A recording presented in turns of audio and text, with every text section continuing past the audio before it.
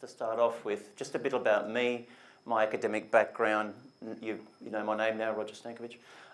So I did a Bachelor of Science degree at Sydney University many years ago. I majored in zoology, and I did a PhD in neuroscience many years after that. I went out in the industry and worked, and then I did a PhD, mainly because I was employed in the neuropathology department at Sydney University under Clive Harper, and I did a lot of research work and also working with human brains. I've cut many a human brain up, and I know the anatomy and all the intricate little circuits behind it.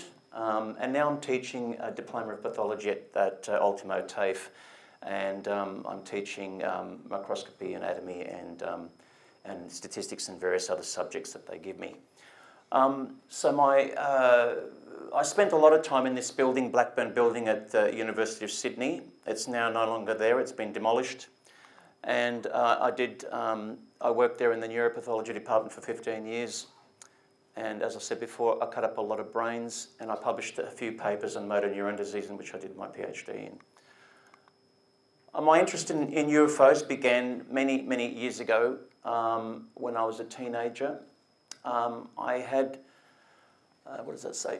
Prior sightings to, okay. So prior to my sightings in my childhood, I had panic attacks, and they were like, I didn't know what they were and how they came about, and apparently it's quite rare for a child to have a panic attack. But I also had these panic attacks when I saw aliens or anything, like even Marty the Martian would give me a panic attack for some strange reason. So some of you may know this series, science fiction series. Yep, it's just that little box. Does anybody remember this? There is nothing wrong. Okay, you're as old as me. So that used to give me panic attacks as well. So anything alien gave me panic attacks, and I thought, why on earth is this happening to me? So whether I was abducted as a child or not, I don't know. But my real encounter with the UFO began when I was a teenager, as I said. But I was rather sceptical about UFOs as a teenager as well before I first saw one. And I'll try not to bore you with this too much, but this happened in about 74, 75. I wasn't quite sure of the year, and we lived out in a rural property out near, I don't know whether you know where Ludnam is, Wallachia? Yeah, out near Western Sydney. And so I got bored one day. My parents owned a 10 hectare farm, a 25-acre farm. And you know, in the 70s, as a teenager, I got really bored, and all I could do was just walk around the paddock and just skip stones over the dam. So I got bored one day, went to the back dam and started skipping stones. But this is to give you an idea of where the property's located. You've all heard of the Badgerys Creek Airport development. It's not far from that. It's just the corner of Elizabeth Drive and Northern Road. So the house is still there. We sold it to the airport, and it still hasn't been demolished, but the farm was here. Just the dam that I went to was just here. And as you can see, the Prospect Reservoir pipeline is up there. And in the middle here, there's practically no houses. It was an 800-acre property owned by Royal Prince Alfred Hospital that was sold in the mid-90s, I think. So there's the actual property, and there's the dam. There's no water in it because of the drought since they took that photo. But we've had two dams, so this is the entire property here. And this is the dam that I was at when I saw the UFO. As you can see, it's all dried up.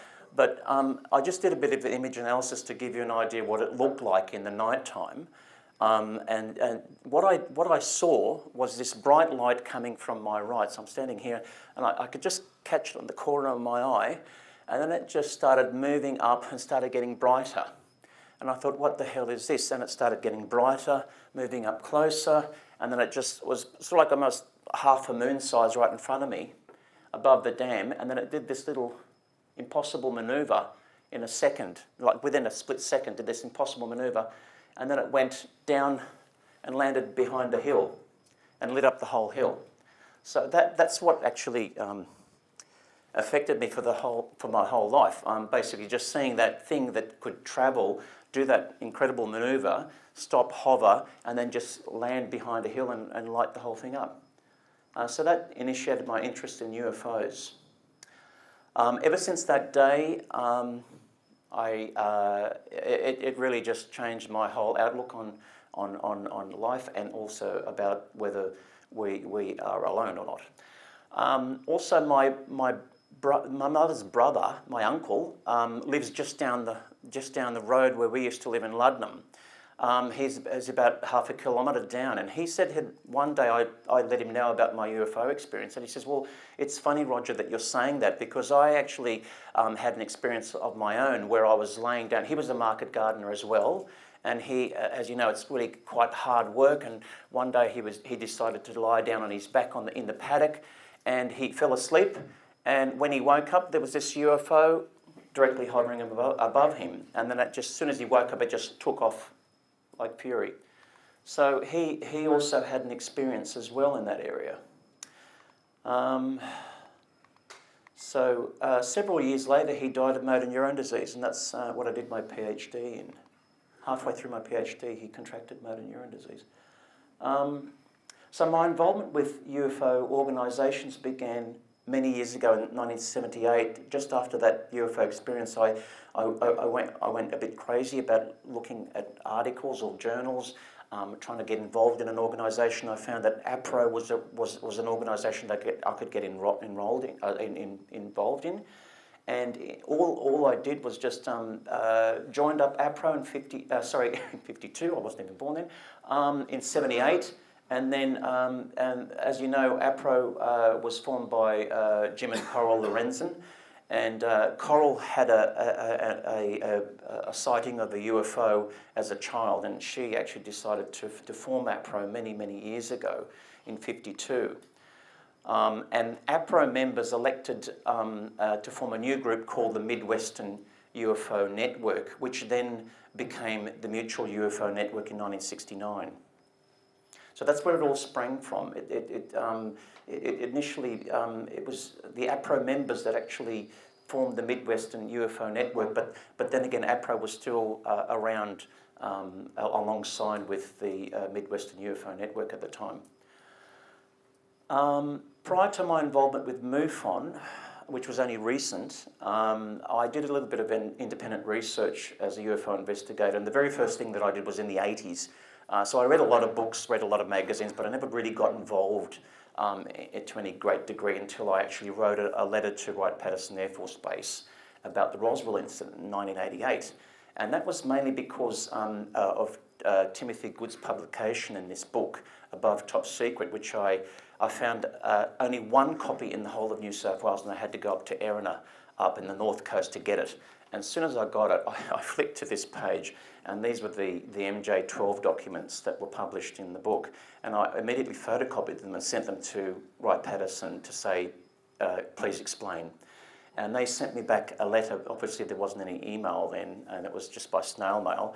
And but I got it within a fortnight, and that was, I thought, incredible. I thought, gee, I've got to write, a letter from Wright-Patterson Air Force Base completely denying the whole thing. So that was the very first thing that I did, and then I also got involved with other researchers, just communicating with them, with Stan Friedman about the Roswell incident, Peter Davenport, Timothy Good, George Filer, and Richard Hall and David Caton about animal mutilations. And so I was just, just mucking around on my own, just trying to do some research. And I thought, this is not getting me anywhere. I want to get involved in a proper UFO organisation, and so I did. I found out that MUFON actually had a chapter here in Australia, and that was in 2015. I'm getting blind, I can't see. And so I joined MUFON, and then as a field investigator, I had to sit for the exam, and within a short period of time, I was assigned an International Star Team member, mainly because of the reports that I was doing. I suppose they liked them. I went into fairly great depth in them, and basically they gave me the Star Team status. And then a year after that, I became National Director, after the National Director then actually resigned because of health problems and other problems. So the beginnings of MUFON in Australia, I did a little bit of research. I didn't really know a lot until I actually notified a few people like Keith Basterfield and Moira McGee. I don't know whether Moira's in the room today, but Moira was a great source of information.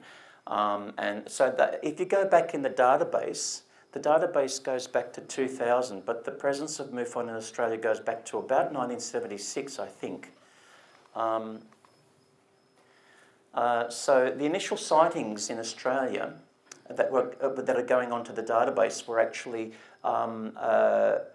done by, the reports were done by the people from the United States. So we didn't have any field investigators. We just contracted people from the United States reporting on these things. And they were called the International Case Assistance Group, which were guided by Steve Hudgens, who's the Director of International Investigations from the United States. So you'll find out that if you go early on in the CMS database, most of the reports were not done by Australians, but done by field investigators from the United States of America. And so going back into the people who were part of MUFON, initially earlier on, we all know Keith Basterfield, one of the best researchers in the world, according to Richard Dolan recently. He was part of MUFON in 1985, as far back as 1985, but Bill Chalker was actually, I think, part of MUFON in the 70s as the New South Wales director. We had Glenys Mackay, which most of you will probably know, who was director from 1997 to 2013. And then John Sirigos, who was director for a very short period of time, Shirley Vangelis for a couple of years, and then me till now. And then the state directors, Bill Chalker, Keith again for South Australia, Simon Harvey Wilson, I don't know him, Western Australia. Does anybody know him? He's passed away. Yeah. Okay, sorry. Moira, she's not here. Okay, Moira's not here. I was going to buy a book from her today, but she's not here. Okay, so she was from 97 to I don't know when, and Glenys again for Queensland from 96 to 2013, and Paul Norman, who I don't know either, from 96 to I don't know when. So. No, I don't think Paul Norman's with us anymore. Oh, he's passed on as well. Okay, well that's not a good sign for me. Okay. Okay, so there's a lot of people that, yeah. So MUFON, our catchphrase is the scientific study of UFOs for the closure of Project Blue Book by the stupid report that the Condon, Dr. Condon had made of the Air Force investigation on Project Blue Book. So the first director was Alan Utke. And then we had Walt Andreas, which some of you actually have met in the 96 International Conference. We had Peter Suschler from 2000 to 2006. He was contracted to work with NASA at one stage and many other Boeing companies. And we've got Jan Hazen, so there was a bit of a gap between that. I think that's when Mr. Bigelow got involved. Jan Hazen from 2013 to the present. So MUFON was originally, as I said before, called the Midwestern UFO Network before it became MUFON, but the acronym's the same. And it was mainly involving the states in the Midwest, as you can see here. Has this got a little pointer? No. It should have. Oh, yeah. Can you see that? Oh, yeah. I'll blind someone now. So that's the Can you see that there? No. Yeah. You can. I can't. Okay. I need glasses. Okay, so this is the Midwest, near the Great Lakes, Lake Michigan, places like Indiana, North Dakota, South Dakota, etc. So it expanded from then on and became worldwide eventually. So we're the oldest and largest UFO group in the world with about 4,000 members. chapters in more than 43 countries and 50 states of the United States, international symposiums annually, and we have a MUFON journal that's published every month. And obviously, how do people get that journal? Because a few people have already asked. Yeah. You have to actually join as a member, so you've got to pay the $58 US, which I think is a bit over the top, but I'm sorry I don't set the prices. You usually receive it as an electronic copy, or if you really want to, you can receive it as a hard copy. I like hard copies, but yeah, it's personal choice. So you'd have to join up. I don't actually have a link, but if you actually Google MUFON, it'll come up with, become a MUFON member or something like that. It'll come up, and you can just. I didn't want to include it here because I thought you might thinking that I'd be wanting everyone to join up with MUFON, which would look a little bit contrived, but anyway. Yeah, the Hang On One series that Jamie mentioned was quite brilliant and started in 2015. And lasted for 2 seasons, and you can still pick that up in a hard copy DVD form at JB Hi-Fi. Great. Approximately 500 field investigators worldwide. I don't know whether it's that many now, but there was a specialised team called the STAR team. Now they still exist, but they're only employed, and there's not many of them, when we have a really special event like a landing or some sort of physical evidence where they'll go out and collect the material, and they've been specially trained to actually handle the stuff. So we basically just train civilian volunteers, and we teach them how to investigate UFO reports. The volunteers undergo background checks, and just like as if you were applying for a job, or you don't get paid for it, it's all voluntary, of course. And you have to purchase the manual, and you have to sit for the exam, which you have to pass by 80%, which is not that difficult, but it's open book, so it's not that difficult. Although I have known of people failing it several times, in fact. There was one field investigator that got really upset about it and then started turning on me. But just to give you an idea of the statistics, in 2018, worldwide, these are cases closed. Worldwide reports in 2018 were 7,606. Now that doesn't mean that they're all UFOs. Basically, a lot of those will not be UFOs. And what we try and do is to eliminate all the different possibilities that it could possibly be before we actually call it an unknown or a UFO. Worldwide case closed. Case closed just means it's been reported. Some of those cases still might be open, but unknowns about 1,918 and about 25. That's about 25%, which is huge. We don't get that many in Australia of unknowns, but I thought that was quite large. It depends upon the field investigator as to whether they're going to call it an unknown or not. In Australia, we had 129, and that's a lot for us because we're only really a small presence in Australia. There's only about 8 field investigators, including myself. So we have to handle 129, and we always find it quite difficult to keep up with it. Some of the cases go on for weeks and months. Yes, they're all around Australia. Yeah, so we can't be. We call ourselves field investigators, but we actually most of the time we have to, because of the restrictions of the geography of the nation, we have to either phone or email the witness, and then we have to get information from them that way rather than actually face to face. I've only had a couple of cases where I've had to actually have it face to face, and usually if there's physical evidence, then we have to actually fly over and just meet the witness and do it that way. But it's because it's voluntary. It's the expenses are out of our pockets. So the UFO phenomenon. So I just want to talk to you very briefly. I don't want to bore you with this too much, and I want to get onto the cases. But I just wanted to go through this because it's important. It's about the scientific method, and we've been poo-pooed about it before. I've seen videos and people from the scientific community saying that how could you possibly employ the scientific method in studying UFOs? It's not easy at all because it's a random observational event.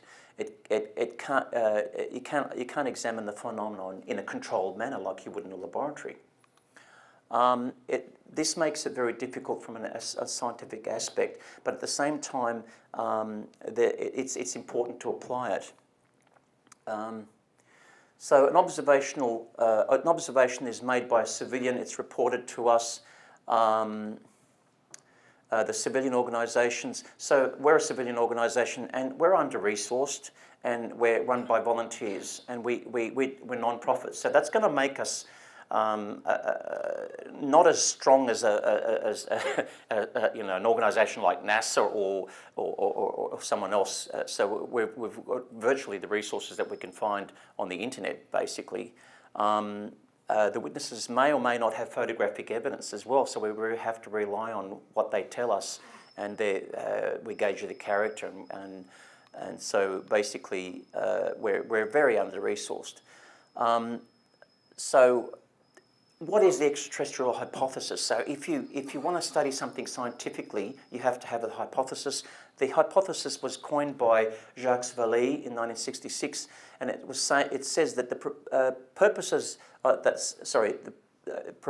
that some of the identified flying objects are best explained by being physical spacecraft occupied by extraterrestrials and non-human aliens, or non-occupied alien probes visiting Earth from other planets.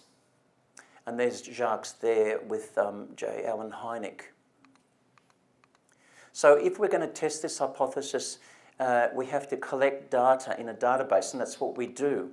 The witnesses go into the database once they find it. They don't ring a phone. The National UFO Reporting Centre in the States, run by Peter Davenport, they've got a phone line that you can actually ring, and Peter's there to man the phones all the time. He's probably got helpers now, but we're not like that. You just type in into the database. You just go report a UFO in Google, and we'll come up right at the top of the page, and then just go into the database and put all the information in there. So basically, we gather the information from the public. We classify the information then. It depends upon what you see. If you see a UFO just going past in the sky, we call it a flyby. If you see a UFO land within close proximity, we call it a close encounter. So you can actually classify these things. And this is what Jacques Vallée did. He classified UFOs into a system, an index, and basically you all know the classic one, the close encounters are the CEs, the FBs are the flybys, and going across the index to the worst case scenario, if you had a CE5, it would be encompassing cases of close encounters which a witness has suffered permanent injuries or psychological effects including death. So you can classify these events. So usually, as I said before, the witnesses are contacted by email or phone. Due to geographic separation, we can't actually be there on site.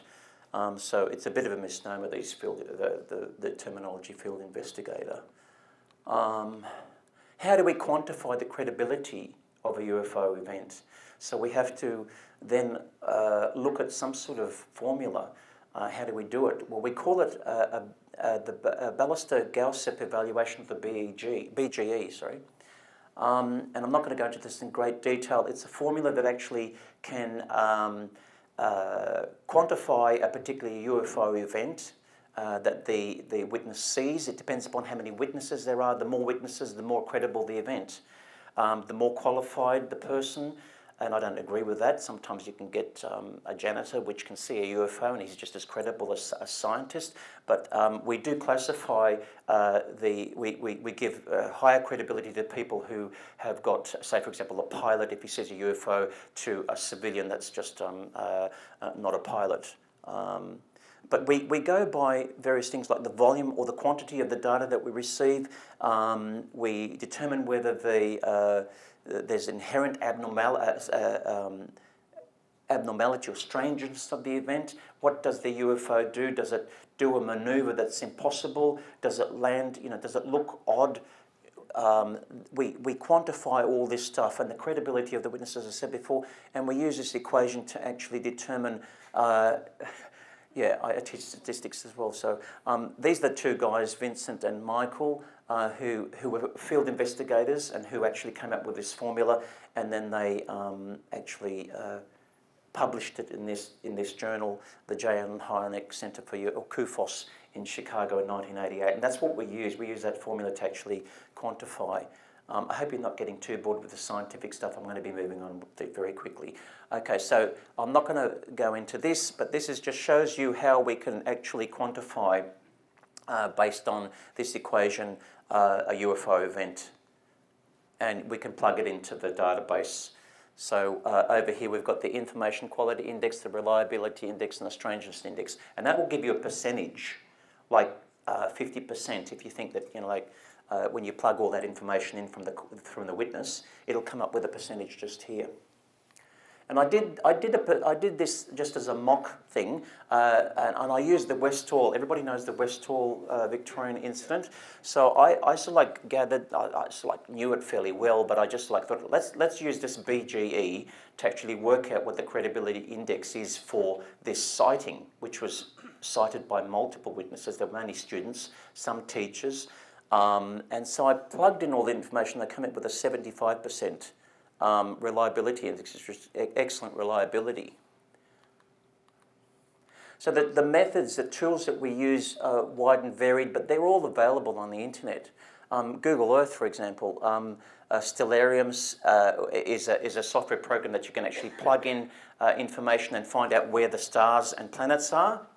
SatView, which is a satellite viewing software program which tells you where the satellites are in the sky. You can go back in time as well. Forensically, which is an image analysis software program, and WebTrack, which is available to for you to able to tell where a particular plane is that's got a transponder in the sky near an airport. This is Stellarium, so I just plugged in 2016. This is one of the cases that I reported.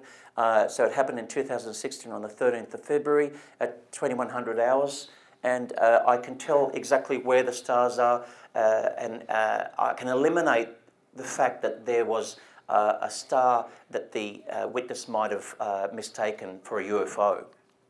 SatView, again, you can see any particular satellite over Australia at any one given time, and you can click onto it, and then it'll tell you what it is, Thorogene or whatever it is, and it'll tell you the altitude and everything. So you can go back in time with SatView. If the witness gives you a historical UFO sighting that happened, well, not historical, but say 3 months ago, you can only go back 3 months, and you can find out what satellites were over the country at any given time, and if they're over a particular capital city. This is Forensically, which is the software that I was talking about. If you look over here, if this is a photo of a UFO, these two clouds look the same, those two clouds look the same, and it'll tell you whether there's cloning. People that fake UFO images, you can actually detect cloning, and you can also look at the metadata of the actual photo to determine what camera was used and so on. WebTrack, it'll tell you where a plane is at any given time. The people use it to actually report airport noise, the noise coming from aeroplanes where they shouldn't be. You can purchase that as an app, can't you, to pop it on your phone? Probably. I've just, you can just look up WebTrack, put a capital city in, like Adelaide or Sydney. You can only use it around capital cities. I don't think if you use Flight Radar 24, that'll go everywhere over the ocean and everything. But WebTrack will only go around airports because they're there for it's there for the public to report air traffic noise, where it shouldn't really. If there's a plane going past your town, your city, or whatever, and it shouldn't really be there. It's curfew time. You can report it. So that's what we use. So we try and eliminate all the possibilities before we actually call something a UFO or an unknown. Is it a balloon? Is it a spacecraft? Is it space debris? Is it lens flare? Is it a meteorite? Is it a bird or an insect? And then we classify it according to whether it's an unknown. We don't call them UFOs. We call it a UAV or well, they've changed it, but they used to call it an unknown, which means we still don't know what it is. We've eliminated all the possibilities, but if we call it a UFO, we'll only call it a UFO if we actually have the physical evidence right there. And no one's done that yet. The stats again, we've had almost 1,000 cases from 2000 to now. In New Zealand, we cover New Zealand as well, but there's no representative there. And I'm just the National Director there because by default. And there's no field investigators there, so I get all the reports from New Zealand and I'm way behind. So 230 since 2000, and last year we had 25, and so we get around about 3 a month from New Zealand. And these are our field investigators. You can see there's not many at all. So we're coping with all that work with only just a handful of investigators. And this is our Facebook page, which we've got about 4,700 followers at the moment, and I usually post interesting articles on the Facebook site. So it's the Mutual UFO Network, Australia and New Zealand. So this brings me to the first case. Sorry to go through all that, but this is a really interesting case that happened in New Zealand.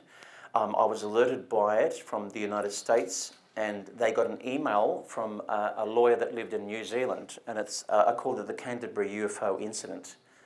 It's quite a bizarre incident. So it happened in the Canterbury region of New Zealand. Anybody know where Canterbury is? South Island? Yep, you know it. This poor, unfortunate 22-year-old male was driving south down State Highway 6 near Wakana in Canterbury. And if I pronounce these names wrong, you can correct me if you're from New Zealand. Wanaka. Thank you. From Wanaka in Canterbury. I've never been to New Zealand. I'd love to go there one day. I've been saying that since I was 17 years old. Region of New Zealand in October 24th, 2013, when an object smashed through his windscreen in the early hours of the morning and causing his death. So I got this, as I said, I got this email from the United States saying there's this lawyer that says there's a UFO event.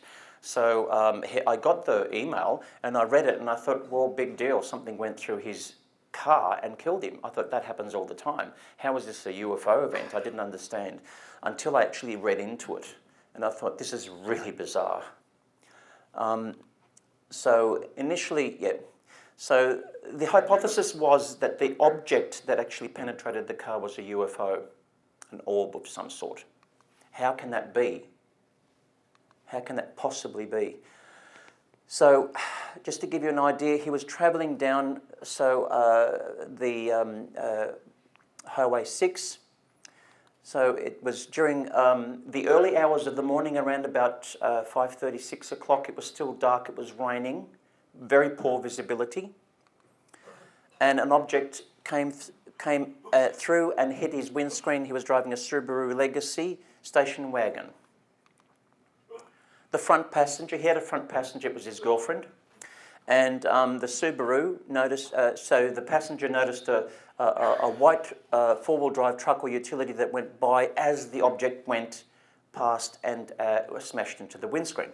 Then you might say, okay, well that's a clear-cut case of something coming off a vehicle and smashing into someone's windscreen. But when you go through the details, you find out that that almost is impossible. So she saw an approaching headlights as they were going down the road, and this is her, I'm quoting her now, "I remember thinking there was something awful about the car that was coming towards us." I don't know what she meant by that, but then she says, okay, like maybe that was a drunk driver, it didn't seem right. So when the utility or the four-wheel drive passed, a beige-coloured object about the size of a tissue box, so I'm not saying it's a square object, she's just saying it's about the size of a brick or a tissue box, came rocketing towards us. The front passenger covered her face briefly and heard a crunch thump, and before seeing the driver slumped over, she... let me say that again. Front passenger covered her face briefly and heard a crunch thump sound before seeing the driver slumped towards the front seat and his arms in his lap. So the object continues to travel in the cabin. How can that happen? And then exits through the rear window, smashes through the rear window. So the object enters the car front windscreen, bounces off several points in the car, and then smashes through the back windscreen. So did it smash through the windscreen? It smashed through the windscreen, yes.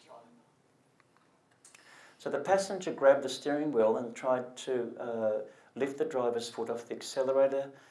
She tried to help the driver after the Subaru Legacy came to a stop, but he showed no signs of life. The object has never been found despite extensive searches. So this is where it happened. This is Highway 6 here. So they were travelling down here when they got up to the intersection of Te Awa Cut-Off Road. So if you, this is the cut-off road, so basically once they pass that intersection, there's a little bit of two little curvy bits there in the road, and the actual accident happened around about there. We weren't quite sure when we were first investigating this, but we went onto Google Maps and we found the actual location. So this is the cut-off road on the left here, the Tiawa cut-off road. And so I just went on Google Maps and went up the road to find out, is there anything unusual about it? This is roughly where the car was found, and I sort of had a look at these two signs which tell you what speed to go, and also this little bush here which looks a yellowy green to me. I'm colourblind, but anyway, just correct me if I'm wrong. Does it look yellowish to you? Yeah. Thank God for that. So this is the actual accident scene. This is the Subaru here. That's the Subaru there. Notice it's the wrong side of the road. There's a couple of police vehicles there, a police helicopter, ambulance, accident emergency squad. And so from Google Earth, I estimated that this car stopped about 600 metres from the cut-off road.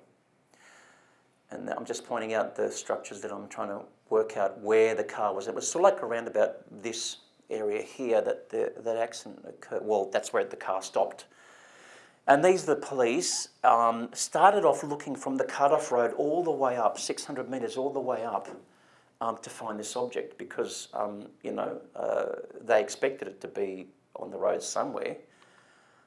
400 man-hours are spent trying to search it, and also trying to get the actual driver that went past them. But I don't think the driver had anything to do with it, to be honest. I'll show you why in a minute. There's no evidence to suggest that something was thrown up off the road. This is the accident emergency squad. Nothing was thrown up off the road. So if it bounced off the four-wheel drive or whatever, there's nothing to show any evidence on the road that it actually dented the bitumen or anything like that, or scratched the bitumen. There's no evidence whatsoever from the crash investigation squad. Several theories were considered and rejected by the crash investigation unit.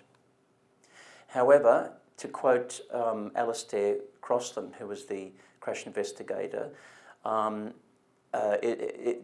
one scenario fits this according to him, and that was that the object came off the approaching vehicle, which I still think is impossible. So the actual vehicle that the witness described was this something like a white Subaru D-Max 2013 model, like this with the high sides, without these racks on it. Or it could have been something like a utility load. This my dad used to drive, with the sides that you can have up or down. I can imagine if you had a side down, something could come off the vehicle, but it's pretty low. You know, like I can't imagine something coming off that, sliding off that in opposite directions to an oncoming vehicle that could actually come off that at velocity to actually break through a windscreen, hit the driver, kill the driver, and exit from the rear window. I can't imagine anything doing that. So we're speculating what type of vehicle. Okay, but I'm sure there's some safety regulations which prevent these things from happening in the design of the actual vehicle. So let's look at the forces involved in this. The physics doesn't work out.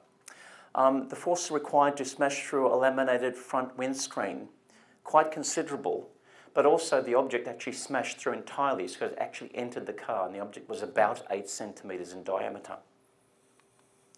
The force required to cause the death of the victim. Okay, so to hit someone in the head with an object smashing through the windscreen, it'd have to be quite considerable.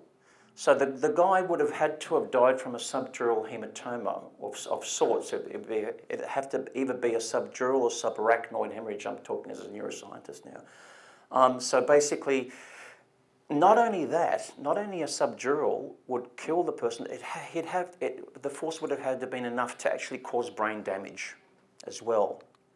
So the force required to smash through the laminated tempered glass rear window as well. How did it do that? I don't understand. It doesn't quite work out. The inertia doesn't quite work out. This is the actual car. The United States Army was involved, and they took the front and back windscreen and they virtually almost demolished the car in actually trying to find evidence from it. So I just said here, the object does not appear to lose inertia. Doesn't. What could do that?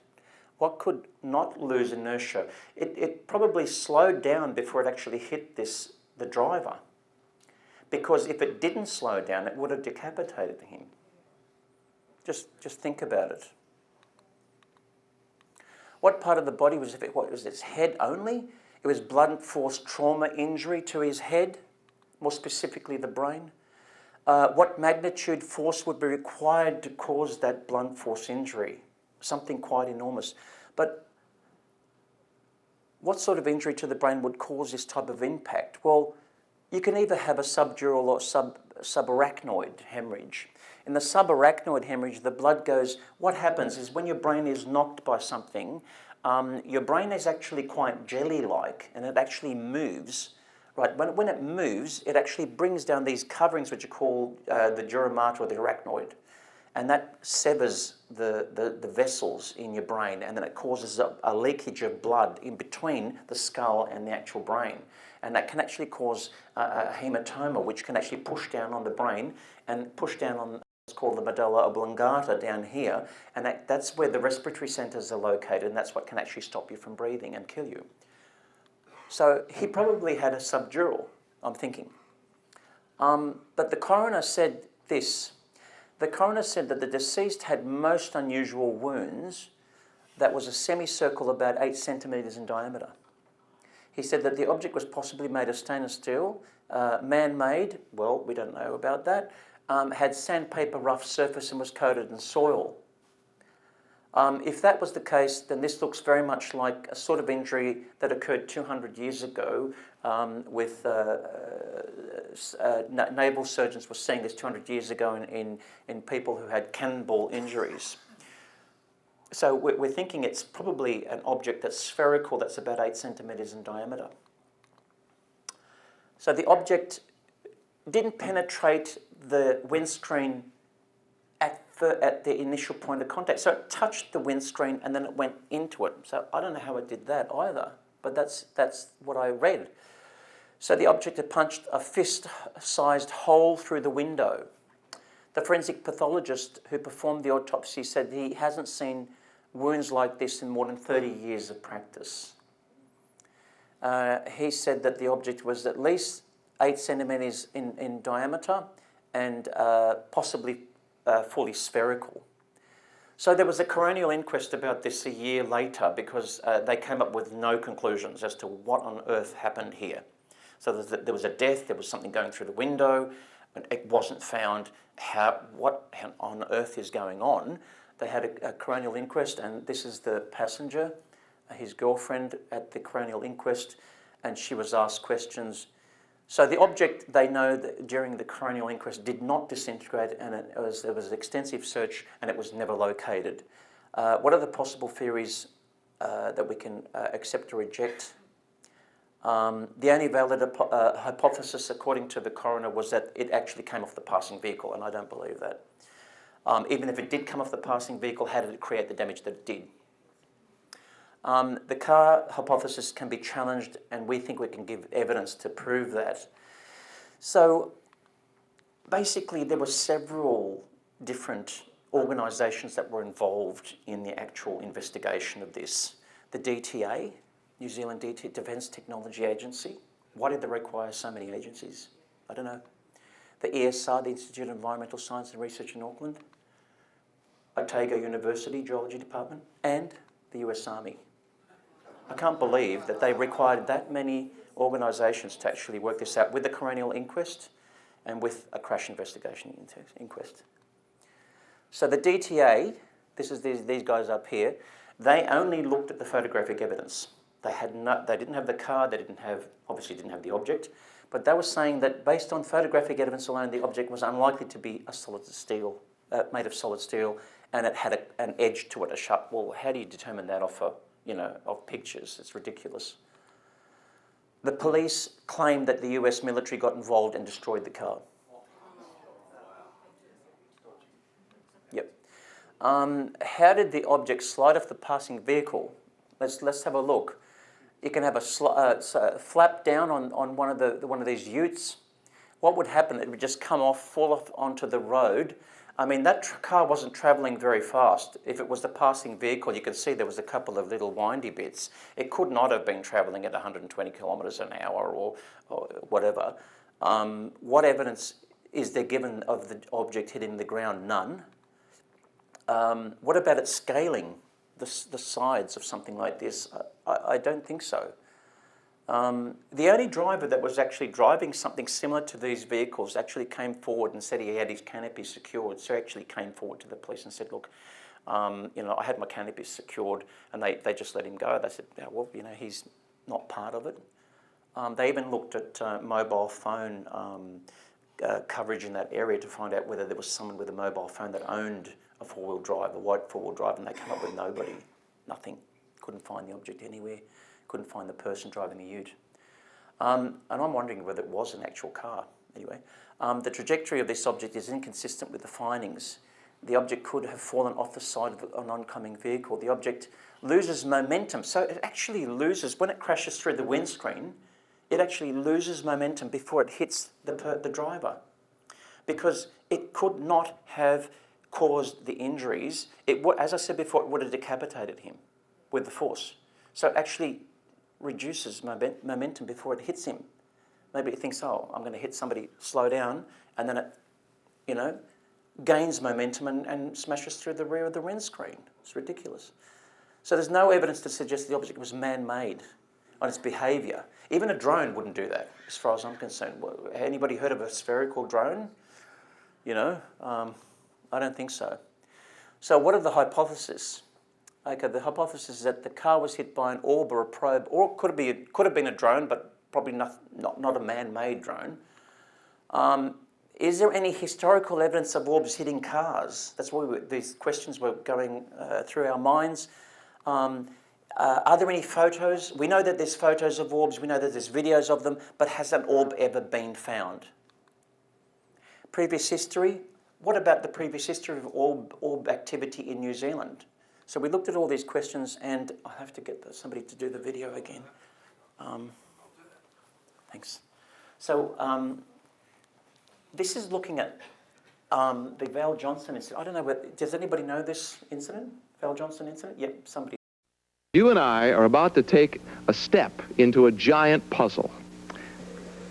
The mystery begins on the barren landscape of Marshall County, Minnesota.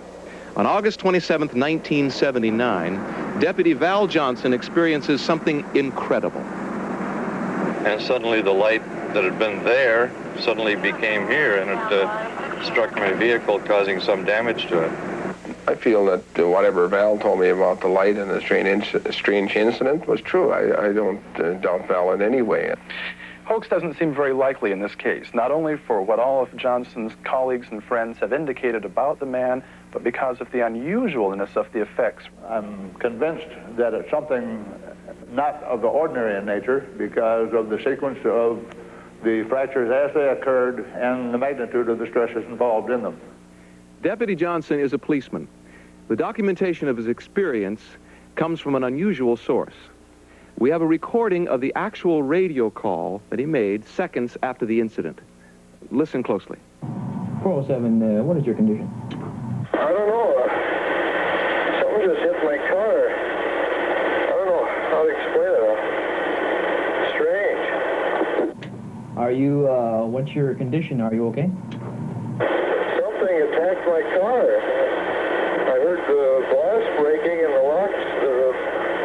brakes locked up. I don't know what's going on. 10-4, I'll get hold of 406 Stephen and send him on his way. What is it that happened? Deputy Johnson recreated step by step the events of that night. I was on routine patrol, and I came up to this intersection, and I looked south, and I saw a bright light just over the center of the roadway. My first impression was that maybe it was a semi with one headlight broken out, and then it dawned on me that the light was too big around and too intense for an ordinary headlight.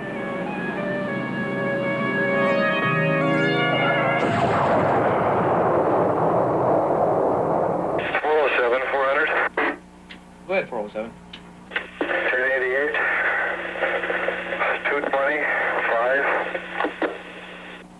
407, what is your condition? I don't know. Something just hit my car. I don't know how to explain it. Strange. Are you, what's your condition? Are you okay?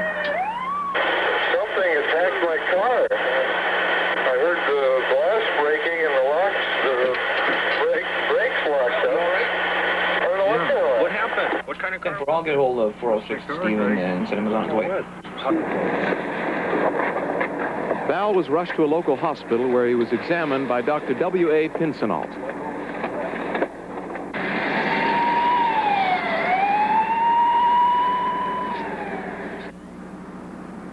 My eyes were extremely painful, as if I'd been subjected to something like arc welder burn or something.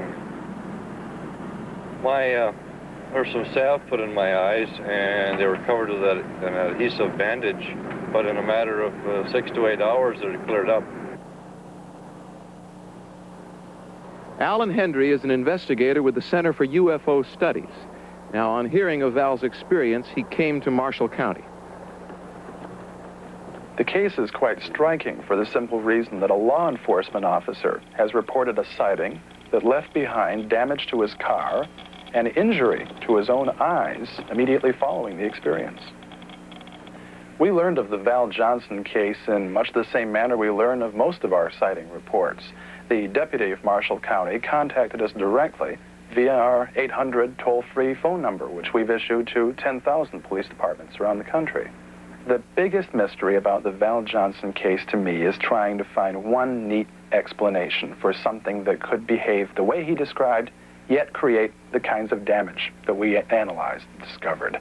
Mr. Meridian French, a crash technician for the Ford Motor Company. A request was made by Mr. Alan Hendry to Ford Motor Company, and through the normal chain of command down to the glass division, I, as the so-called glass expert, was asked to come out and examine the windshield. The cracks in this particular windshield are not unusual in themselves, any one of which I could reproduce myself in the laboratory, but as a group, they're unusual. French traced the outlines of the shattered windshield in order to analyze the fracture. I'm convinced that the fractures, as we see here, were made by some type of a blow from the outside of the glass by some firm, probably hard object, but with not sufficient force to crush the glass, but enough force to bend the glass to the point of breaking it. I have not seen anything like this before. They are extremely unusual. I've been in law enforcement for about 15 years. I've been chief deputy sheriff in Marshall County for 8 years, and I was elected sheriff of Marshall County last January 1st, so I've been in office about a year now. The car itself had busted headlights. The windshield was broke. One of the red lights on top of the roof was broke. The antennas were bent backward, where if an object would have struck them, they should have been bent forward. But they were bent the opposite way, as if some force had bent them. Val Johnson's a very good fellow, and he's a good officer. He has 3 young children and a nice wife, and he's a very reliable person. And my feeling was that whatever happened was strange.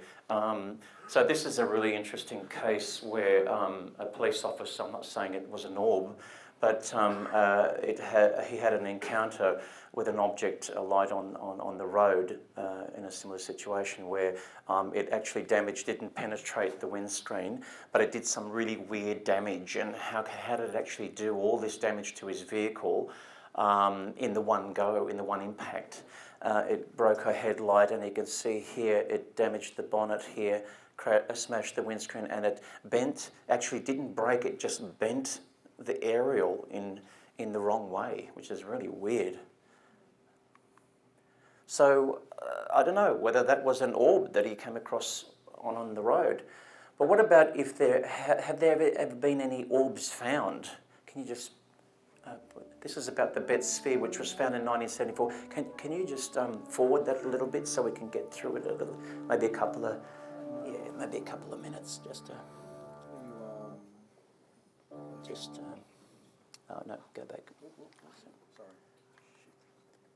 Okay, oops, yeah, that one.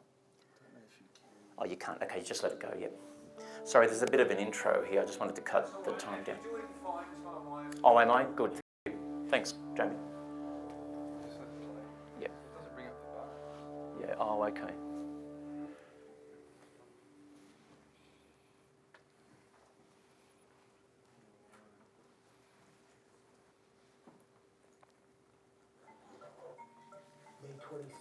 Fort George Island, 30 minutes east of Jacksonville, Florida. Terry Betts, a young medical student, and his parents were surveying the damage to the family's land from a recent forest fire when they stumbled upon an object that would forever change their lives. Laying in the ashes was a highly polished metal ball, approximately 8 inches in diameter. The sphere had no identifying marks other than a triangle pattern stamped into the surface. At first, the family thought they'd stumbled upon a satellite that had fallen from orbit and started the fire upon impact, but no crater was detected, nor was there any damage to the sphere. The metallic orb was still highly polished and clean. With no explanation at hand, Terry picked up the 22-pound ball and placed it in the trunk of the family car to use as a decorative item in his room. Days passed and the fascination with the sphere diminished until one day Terry was playing guitar in his room. As he was strumming chords, he noticed the ball started to dance around on the shelf where he had left it. At first, Terry thought it was just rolling around from vibrations outside his wall, but as he continued to play, he noticed that the sphere reacted more strongly to certain notes on his guitar. After a few minutes, it began to vibrate on its own. It also emitted high-pitched tones, annoying the family dog. But this was only the beginning of the strange happenings for the Betts household. Later, family members were quoted as saying the music must have triggered something inside the sphere, because from that day forward, the sphere took on a mind of its own. It began to roll throughout the house under its own power, even periodically stopping and starting again without any assistance from family members. One time, it rolled around the house for 12 minutes straight, defying all known laws of physics. During sunny days, the sphere was livelier, while on cloudy days, it moved slower throughout the house. Terry began to perform experiments to test the sphere. One of the first experiments had the sphere placed on a glass table. It would quickly roll to the edge, stop, reverse course, and roll to the opposite edge, eerily searching for a way off the table, but never falling. He even tilted the table to force the sphere to fall, yet it defiantly would not succumb to gravity, baffling everyone. Another observation came when people tried to shake the sphere. While it would give off a slight rattling sound, once the sphere was placed back down, it would immediately move away from the person who shook it, often speeding away around corners, attempting to hide. The family was so frightened by the sphere's ability to travel freely throughout their house under its own volition that they decided to lock it up and bring in experts for answers. The family reached out to the Jacksonville Journal. The paper sent out seasoned journalist Lon Enger to investigate. Enger, who fully expected to disprove the allegations, was instantly a believer. Having seen it with his own eyes, Enger was later quoted as saying, "Everything that has been said about the object is true." Journalists and scientists alike soon clamored to have the sphere properly tested in a laboratory environment, but the Betts family chose to only allow testing and inspection at their home, fearing that sending the orb off to a lab might mean losing it forever.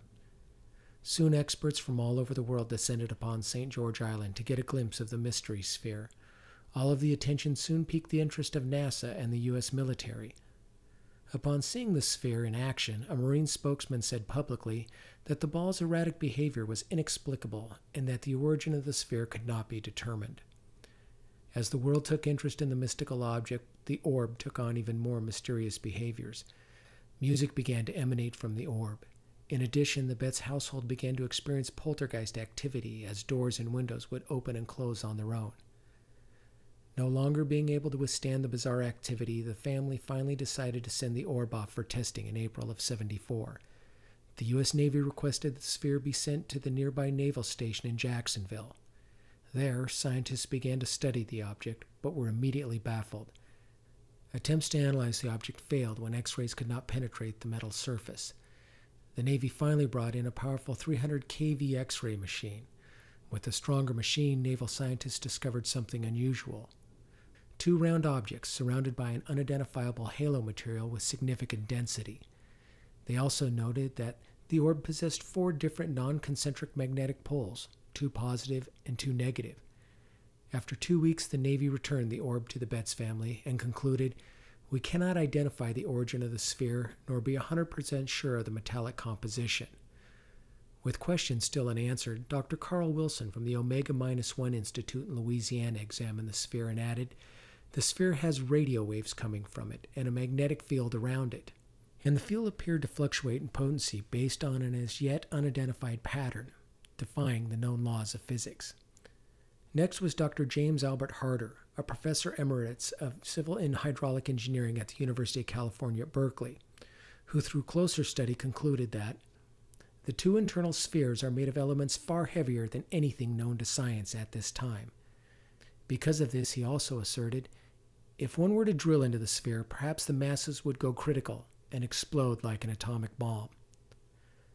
From the beginning, the tabloid newspaper, the National Enquirer, had offered a $50,000 reward for any proof of alien origin of the object.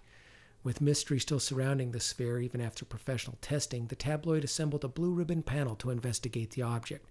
The panel consisted of such notables as Dr. J. Allen Hynek, Dr. James Albert Harder, Dr. R. Leo Sprinkle, biologist Frank B. Salisbury, and Dr. Robert F. Cregan. After a week of extensive testing and discussion, the panel was just as baffled and amazed as those who had tested the orb before, and in summation could neither refute nor provide any further information beyond the previous academic studies of the mystery object. Based on this conclusion, the National Enquirer doubled its offer to $1 million.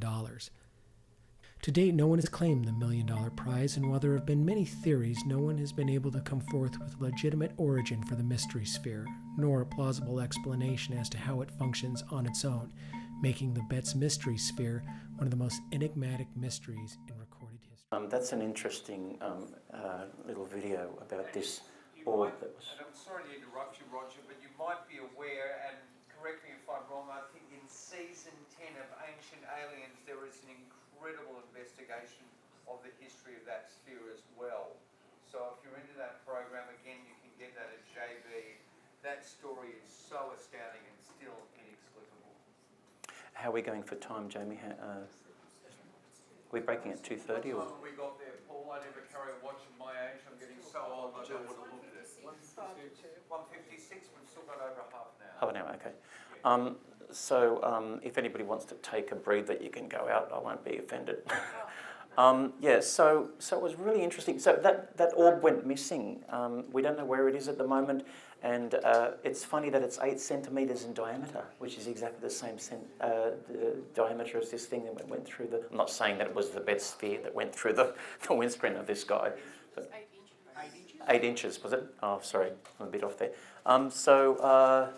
Okay, so what about UFO activity in New Zealand, orb activity in New Zealand? What about that?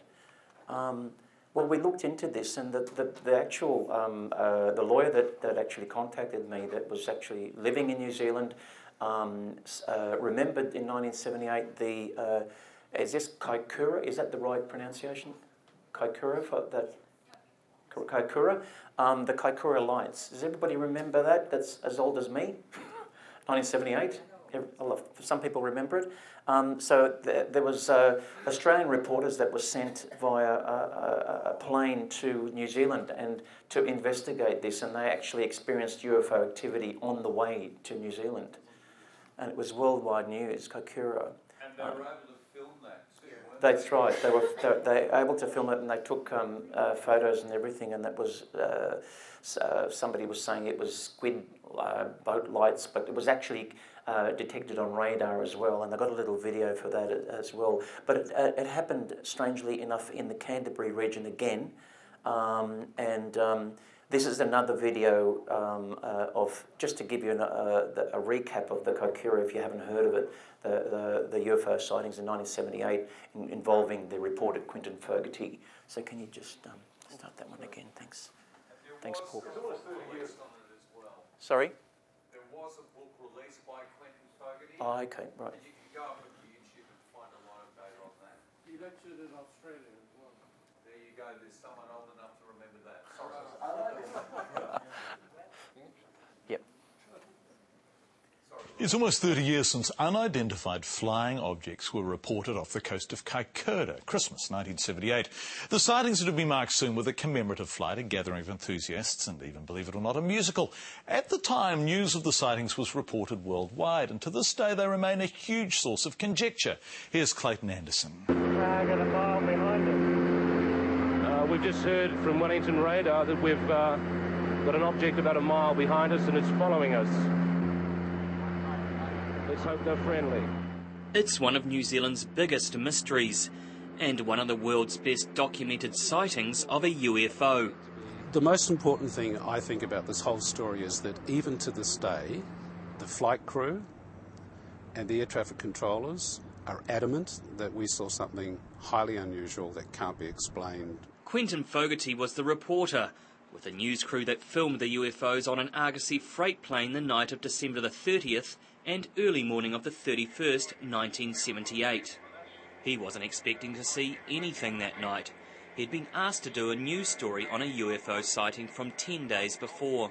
I was on holidays in New Zealand and my employers in Melbourne said, would you break your holidays and try and get on a plane and just basically do a reenactment.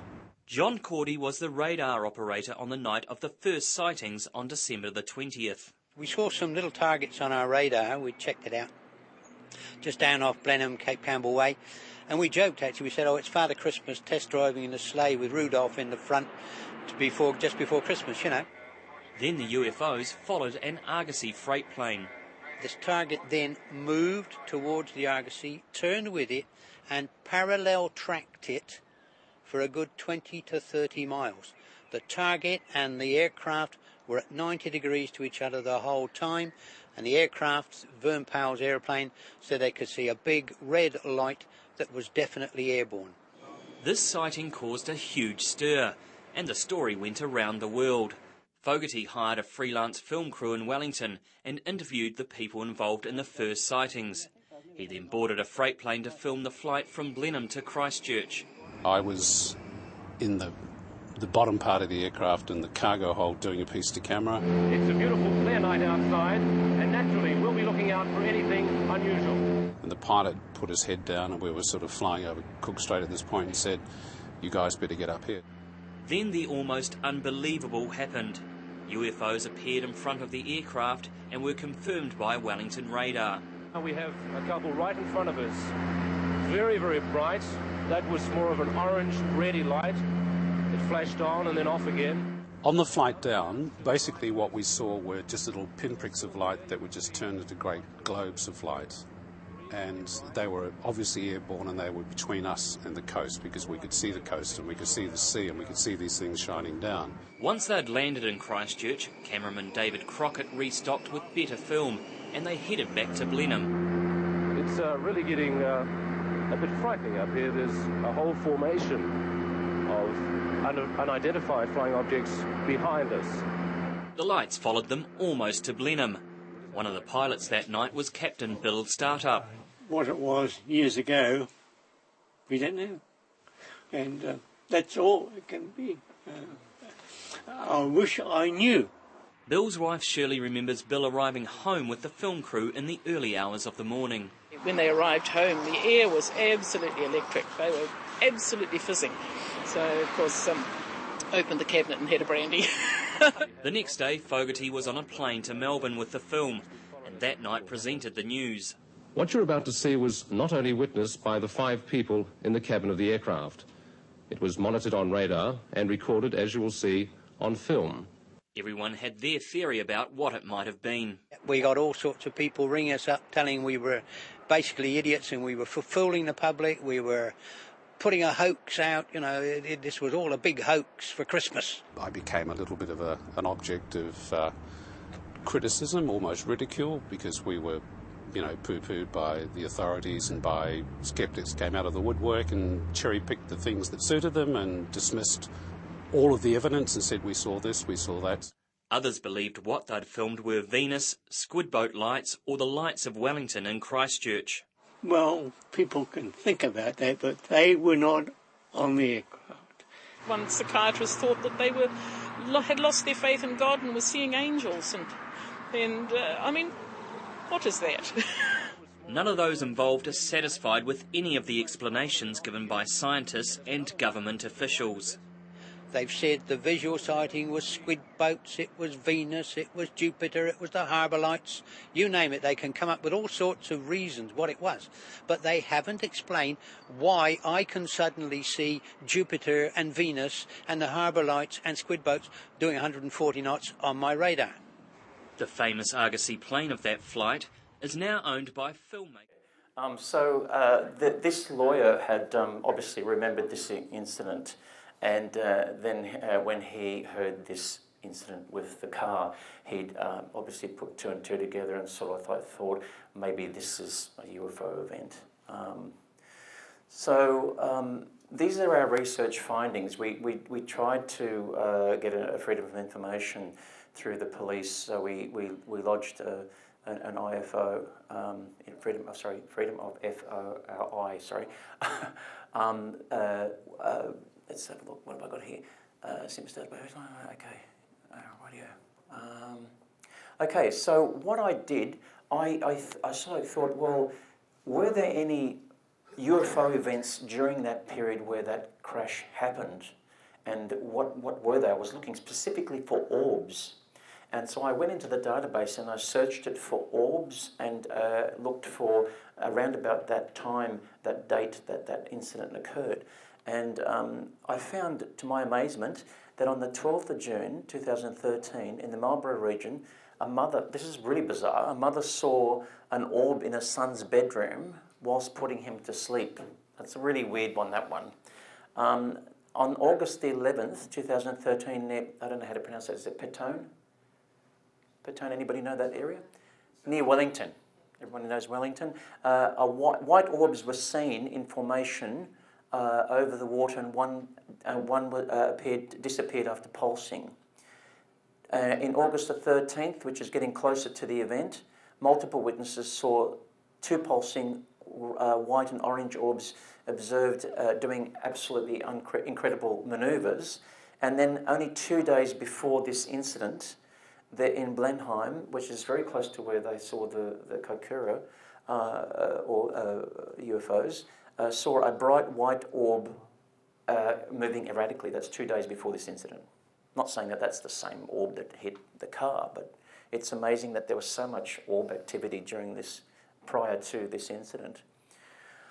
So what we did, we tried to contact the witness. And this is a bit touchy because it's involving a death of a person, and we tried to contact the actual surviving witness. So I got a volunteer to actually write an email to her saying, this is what she said. Although there seems to be much information about the case published on various online media and news websites, it can be difficult to ascertain whether this information is valid and from a reliable source. So we wanted it from the horse's mouth, what actually happened. And we got no reply from her, absolutely no reply. So we put in a Freedom of Information request pursuant to Section 15A1 1982, filed with the Police Department, and the Minister for Police, Chris Kelly, responded to us saying that the information you're requesting is contained in a very large file, and that it also would cost them a lot of time to actually go through the files, and also there's also the question about personal privacy, etc. So we thought that if they're going to stonewall us, we'll go to the New Zealand Minister for Defence and ask him whether we could pursue it any further. So this is the letter that the police gave us. It just basically says that, yeah, they're looking into the case. There's the file number. Are you a New Zealand citizen? Well, I'm not, but the lawyer was, and he was qualified to actually ask these questions to the police. And they said, there's imposing charges, not charges as in I'm going to charge you, put you in jail, charges as in terms of money, to go through the whole file and give us an amount.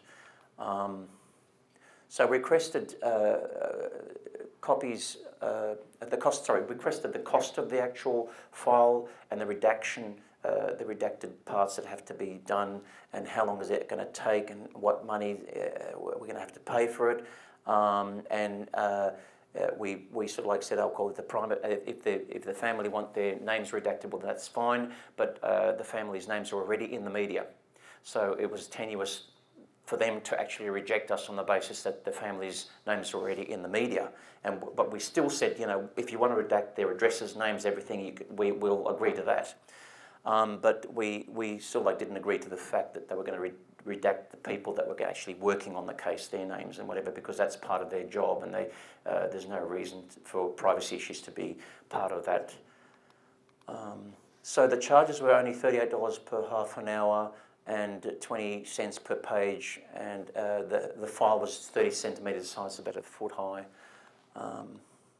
So the request was completed, and we wanted the negative findings as well, because you can. These are the findings that they select that was a red herring. You know, we want those.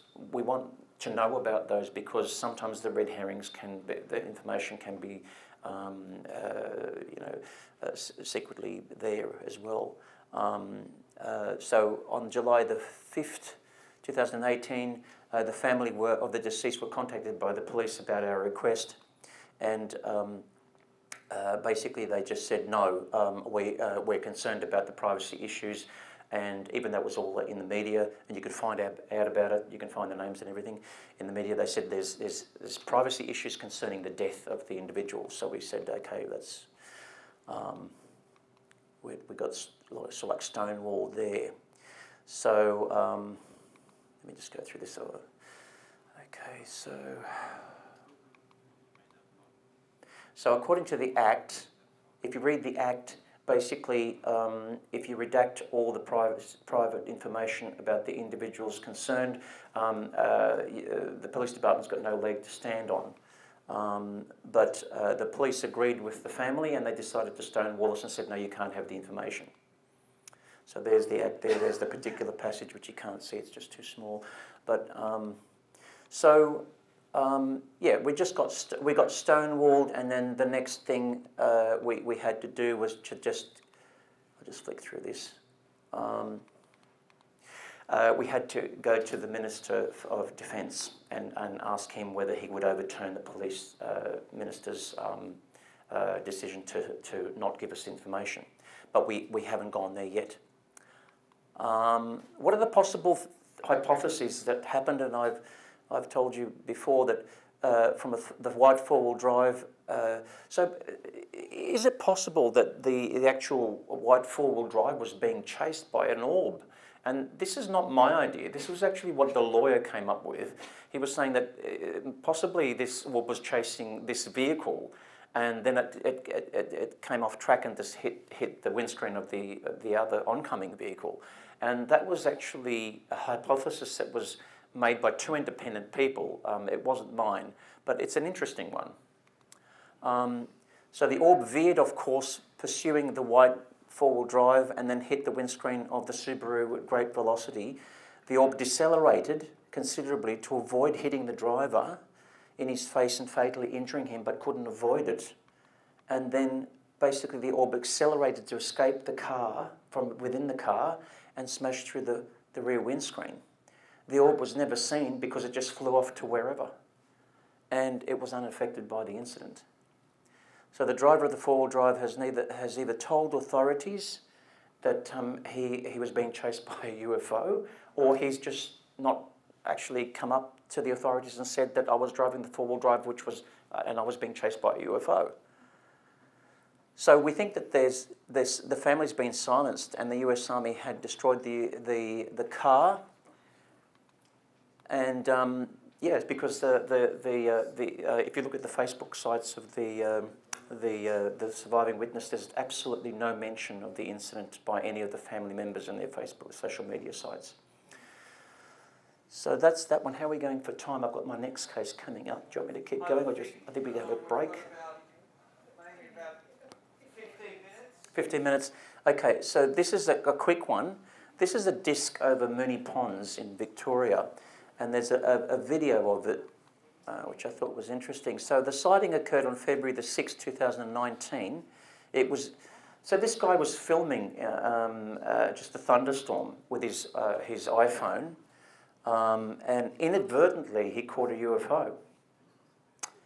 So the UFO was travelling in an east-west direction, and the witness was a structural and civil engineer, so it was a very credible witness. Can you, Paul, can you just turn that on, please? Can you just go a bit further out? Oh, you can't. No, that's right. Oh, you can. Yeah, just a couple of seconds in. Okay, so this is the... yeah. So this is his backyard, and he's just filming the thunderstorm. And just watch it from here. It's going to come out from here. Just tell me what you think of it.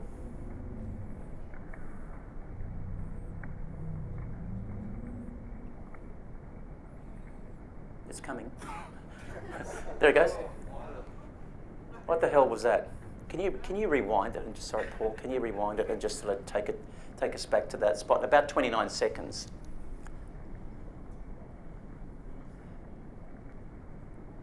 If you can tell me what that'll do. Don't go too far back. We'll have to wait another.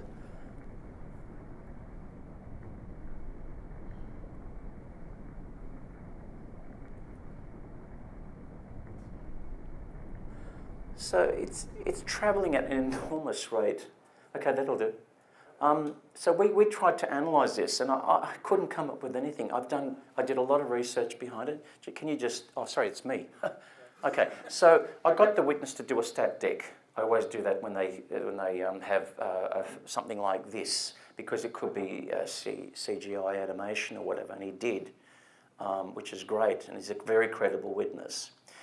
These are just screenshots of the UFO, and I've enlarged them. So it's got no wings, no tail, it's cigar-shaped, it doesn't change shape as it's actually moving. And this is just doing some image, just some embossing of it. And basically you can see there's nothing to it, it's just a flat disc. This is edge enhancement. There it is above the roof. It's flat, completely flat. Just comparing the two. He had an iPhone 10 held in landscape, and his film is in slow motion at 240 frames per second.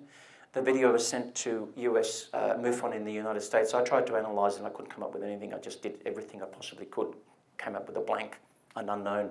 So I sent it to Bob Spearing, who's the image analysis expert in the United States.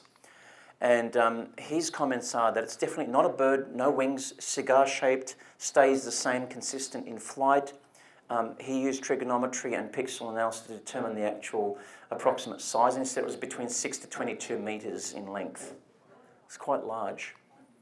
And he said that based on 240 frames per second, it took about 4 seconds to cross the screen. So it's travelling at 1,048 kilometres per hour. So it's quite really low altitude, really low altitude.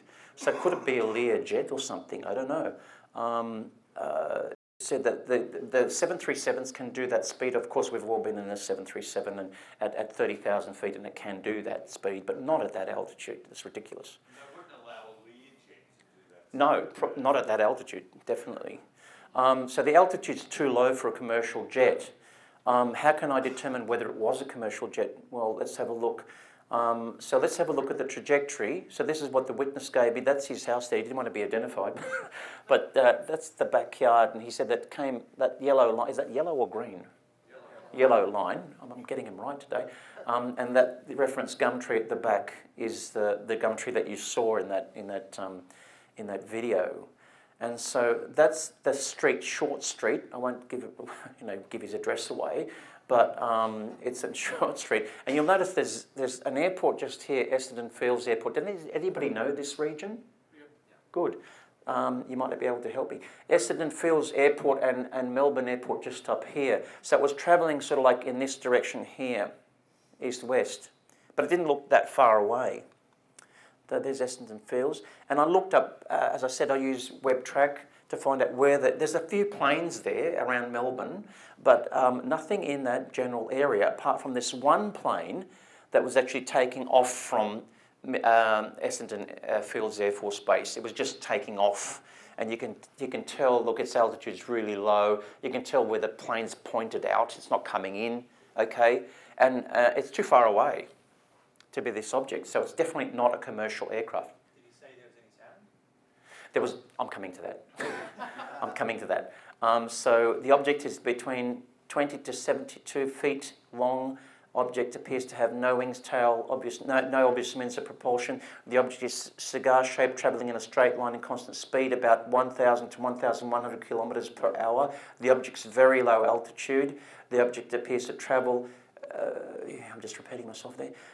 So we worked out to be anywhere between 800 metres to 3 kilometres away. If it's 3 kilometres, it's actually in Essendon Fields Airport, which I don't believe it is. It's just too far away. As you can see, that object is pretty not that far away. Web track analysis said it's not a commercial aircraft with a transponder, not a bird or an insect. It's not a commercial aircraft. It's likely to be it's either likely to be a supersonic aircraft, and as Jamie said, that they're not allowed to actually travel at that low altitude. So we said that it was an unknown, and no sound. Sorry, I thought I had no sound there, but no. That's weird, because I did have it there, but I must have just removed it. But absolutely no sound. As you can see, that video has got the volumes right up, and there was absolutely no sound as it went past. You can actually hear the raindrops of the rain falling and everything. So this is, I've got another 7 cases to show you. This is called the dashcam UFO, which exactly what it says. It was a UFO that was filmed from the dashcam of a car inadvertently. But it was not the front, it was the back dash cam. Does anybody have a back dash cam in their car? Okay. So this is a back dash cam that was inadvertently knocked when he was cleaning the windscreen up. So it happened in a place called Seaford from South Australia. Does anybody know Seaford? No? The man had parked his car in the shopping centre, and his wife is waiting for his wife to come back into the car. He turns the key in the car, and that sets the dash cams going. And the following footage is captured. So just watch this cloud here, and watch an object come out of it. It's the first few seconds. See it? Okay, so that's it. Yeah. So basically, I'm going to show you a lot more of that footage, because the witness actually is very good with his computer and his cam, and he's basically showed you every little step of that little object going in and out of that cloud, and more footage. But I got another stat deck from him to say that he hadn't faked it. It's a small white luminous orb that appears to come out of the cloud on the right-hand field of view. The object travels horizontally, and then it does a little loop-the-loop, and then it goes out of view. Let's take a closer look. So this is, it's okay, there's just pictures. So I did a couple of screen captures of it as it was going up and down, and basically you can see it's just a luminous white object. It has no structure to it. I did another bit of image analysis called solarization, and it looks like it's shaped like a sphere or an orb. And now this is the guy that's actually captured the video, it's not me, and he's explaining, this is quite a large file, it's about 1 gigabyte, but he's going to widen the screen and show you exactly where the orb's going. It goes for quite a while, so I might stop it. Yeah, I'll let you know, Paul. But just, yeah, have a look at this.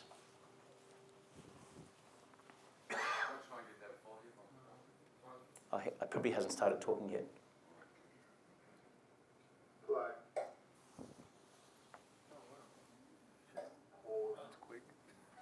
That was quick. Second object comes out of the cloud. Rewind at the beginning. Play. Object arrested. Pause it. Continue playing.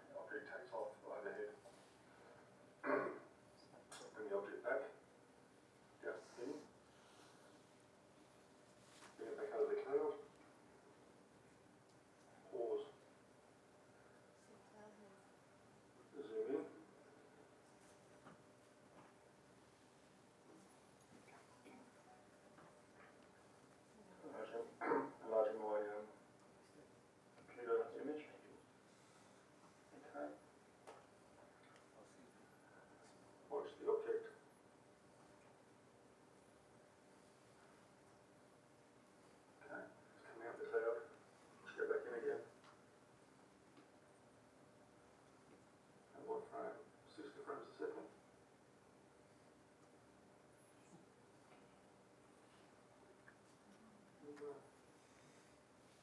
Thank you. We've got your back there again. Frame by frame, slowly.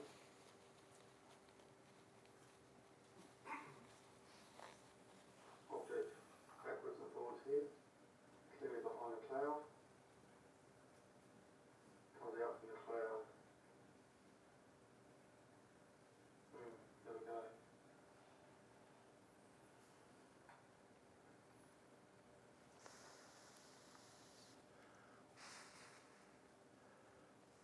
Go back again.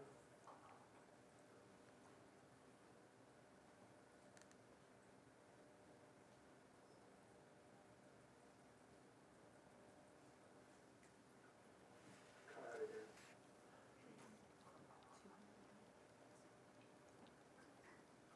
There we go.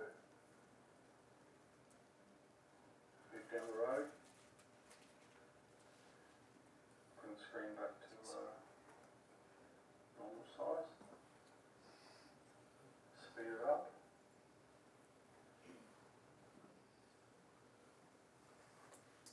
Five times normal speed at the moment.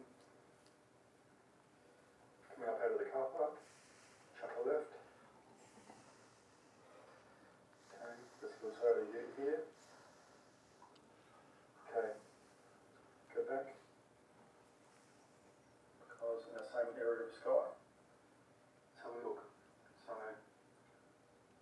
after leaving the car park, this is the same area of sky where the object was. Watch here.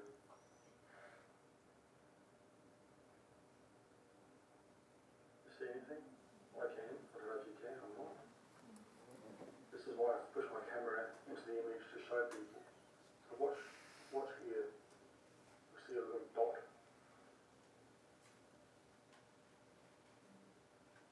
See that? Anyway, let's continue to drive. Normal speed, down the road, a few more seconds, and then past the toilet block, boom, stop. Remember this one up here, to your right? One I just recently showed again. Okay, frame by frame. Okay. And normal speed, and watch continue on its path. Again, remember I just showed you a second ago this area of the sky, which is interesting. There it goes. Now, bring the object back again. Frame by frame, 6 frames a second. Okay. Now let's zoom in on the object. Sorry about that, please, my other hand.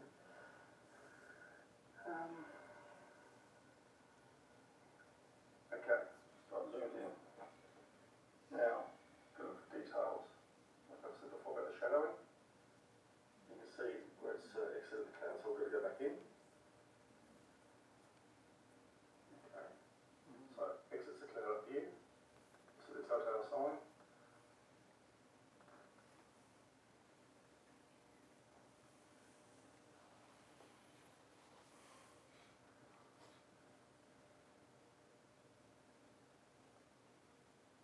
There's the object.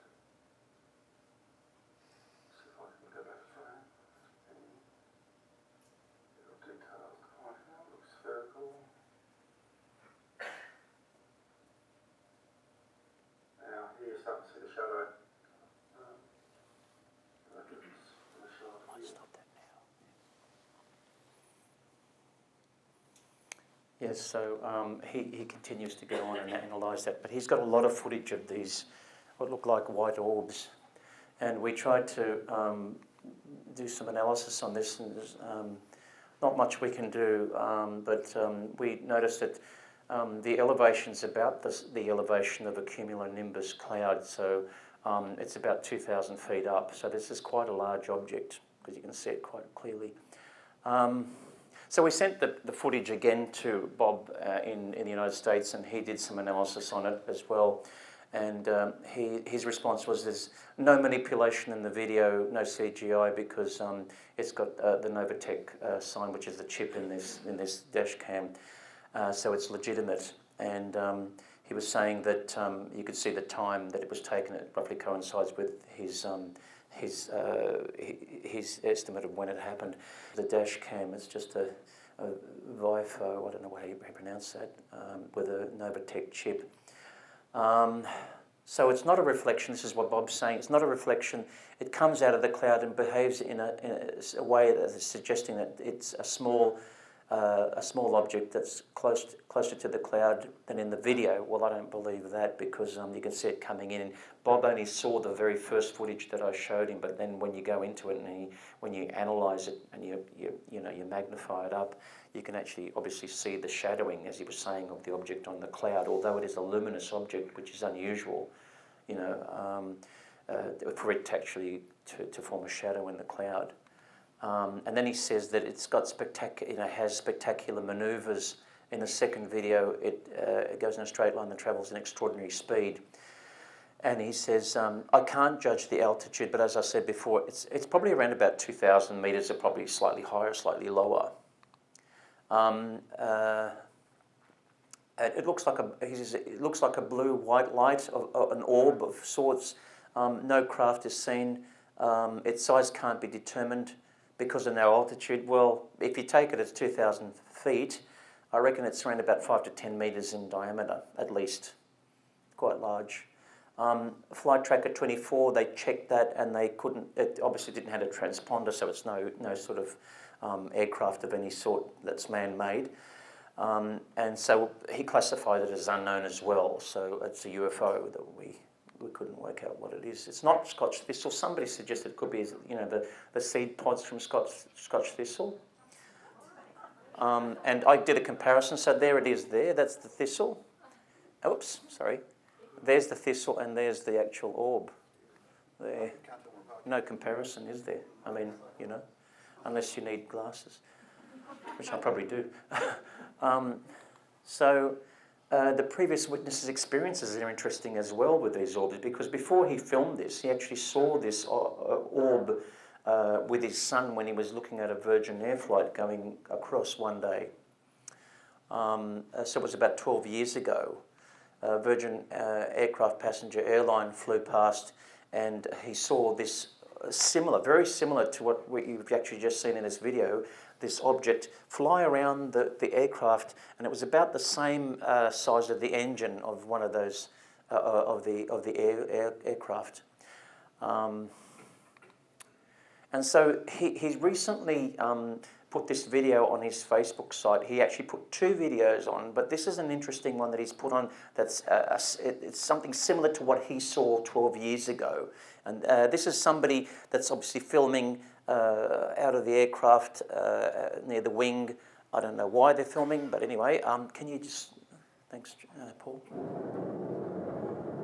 So watch it. It's going to come from the left. Have a look up here in this direction. There it goes. So just let it run, because they're going to slow it down.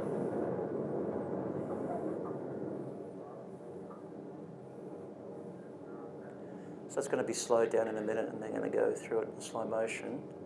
But what on earth could that be, just travelling as fast as that, faster than that jet, quite a bit faster? It looks very similar to that thing in the cloud, doesn't it? It's really weird. It's a little bit tic-tac shaped. Yes, it's a very fast. Yes. So it's travelling at the rate of knots. Thanks, Paul. Were they able to estimate the speed of it? I haven't actually tried. This is not a MUFON case. It's just something that he just recently posted on his Facebook site. But it would be interesting to actually, I don't know how fast what the altitude of that plane is and how fast it's travelling. But it'd be interesting to actually work out how fast that object is moving. This is another one. So I don't know, probably a lot of you know about the Concorde's maiden flight in the UK when it first became a commercial passenger airline. There was a UFO footage associated with that flight, and Kodak analysed it and said it was lens flare, which is absolute BS as far as I'm concerned. But this is the actual video of it. So have a look at this. This is 1976, I think.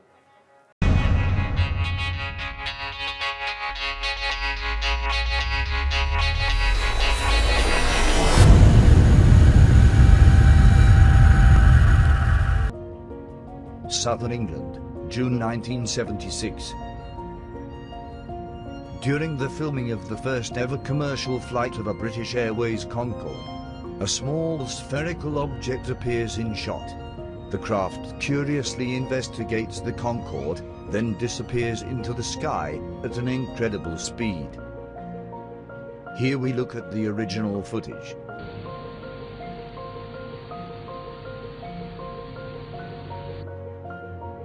The Kodak company analyzed the footage, claiming the anomaly was due to a flare of the camera. Yet, no video analysis or evidence to disprove this footage has ever been disclosed to the public.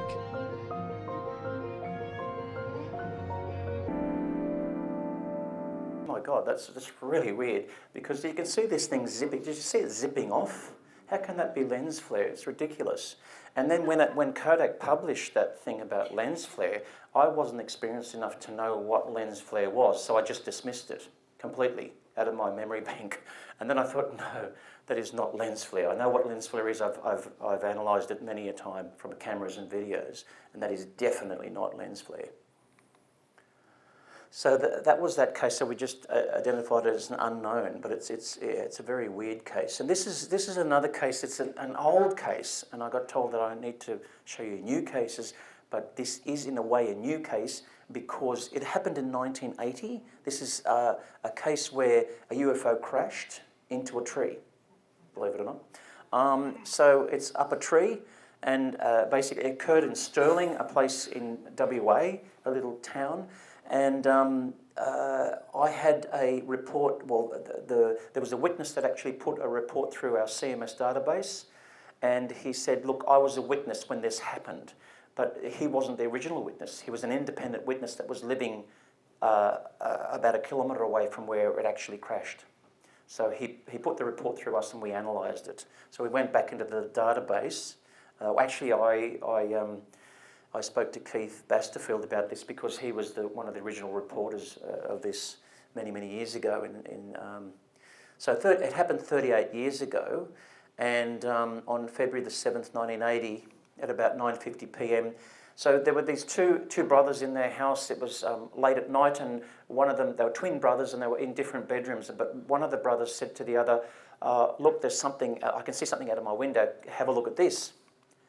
And so they saw this yellow object in the sky, in the night sky, that was a bit larger than Venus, but it was bobbing around.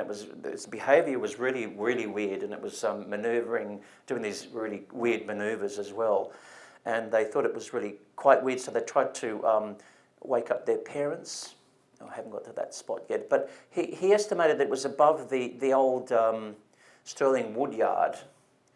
That's where it was located. So he sort of like off his memory. So it was about 50 to 100 metres hovering above the woodyard. So the object was emitting no sound. Soon after the object appeared, there was another red object that came next to it. The red object had approached the yellow object and then it backed away as if to taunt it. So I've done a recreation. This is the actual house where the two were staying, and you can see the ridge line here and a red UFO and a yellow UFO in the sky. So this is what they were looking at. The objects emitted no sound. I've already said that. Yellow object took off with the red object in close pursuit. So we think that the red object was somehow chasing that yellow object for some strange reason. Like blowflies on steroids. That's what to quote the guy that saw it. So from a stationary position, the object accelerated, travelled half a kilometre, then reversed around in half a second. And they tried to wake up their parents, but they said just go back to sleep, which is, typical. So throughout the chase, the yellow object seemed to be stuck in the middle of something, and then it freed itself. That's a very important observation that this guy made. And then the craft changed direction, reversed, and then went off, and so did the red object. 2 days later, they arrive at their grandmother's house, who presents them with a newspaper clipping from the Adelaide Advertiser about a UFO that crashed. The crash occurred in the same day that the twin brothers had witnessed these two lights in the sky, the yellow and the red one. And Colin Norris and Keith Basterfield were original UFO investigators, actually went out to the site, looked at the tree and everything.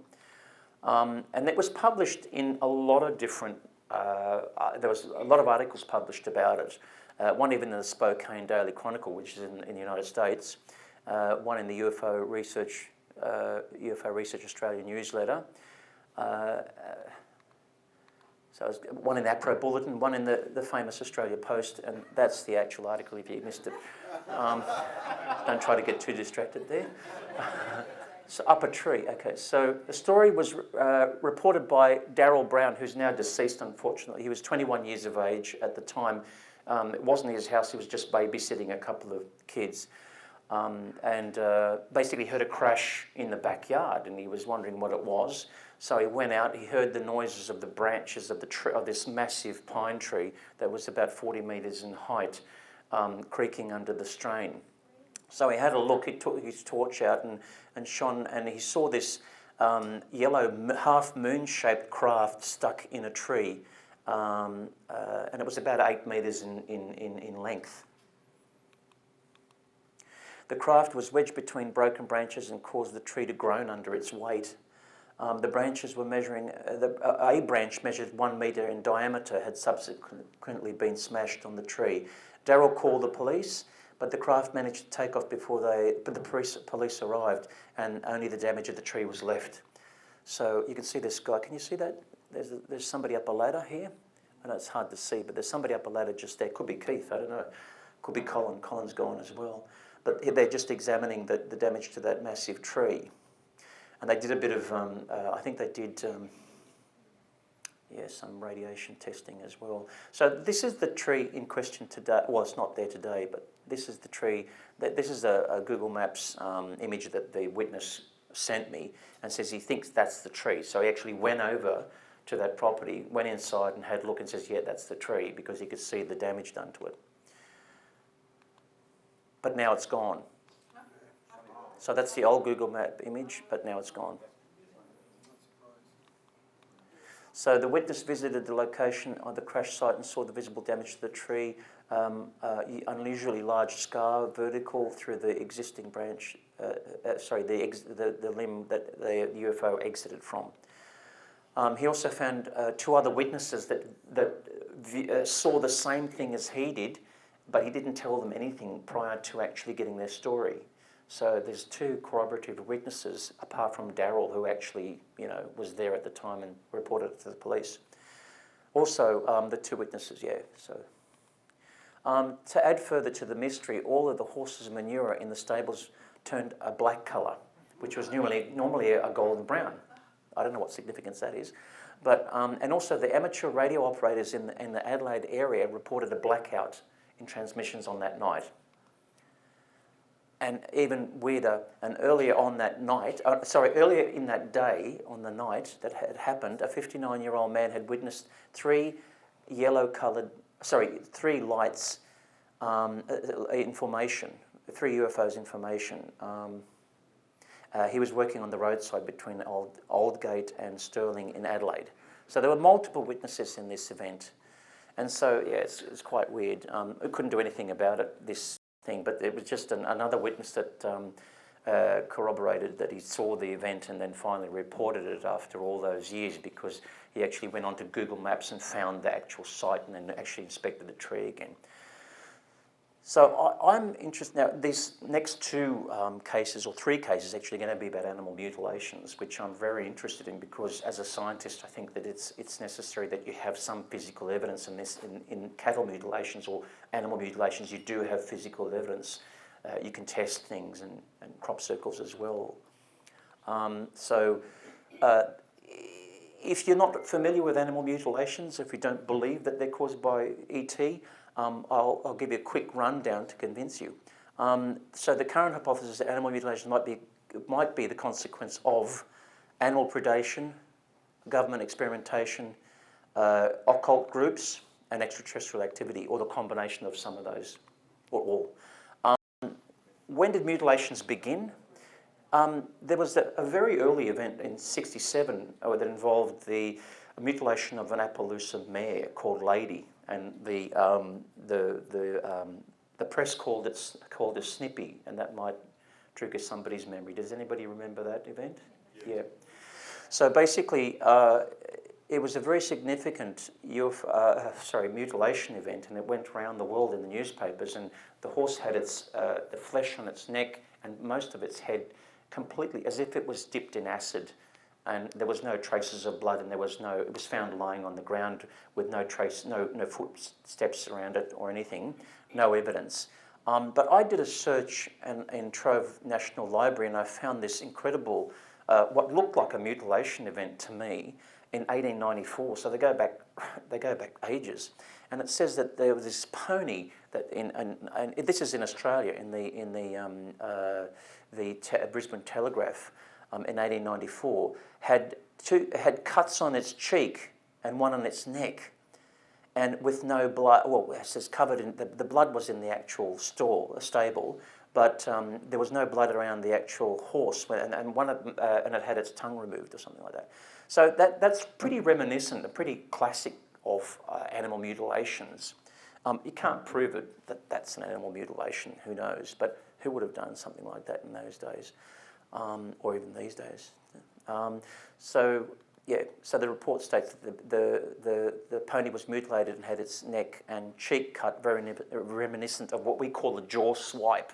So the jowls are taken out to expose the teeth for some strange reason. The ears are cut off, the eyes are gouged out, there's anal corings, there's organs that are taken out with no indication of a hole where they came out of. So what's unusual about mutilations? The hide is cut with surgical precision. Sometimes organs are extracted from the body, as I said before, without any evidence of a hole through which it came from. No tracks leading towards the carcass.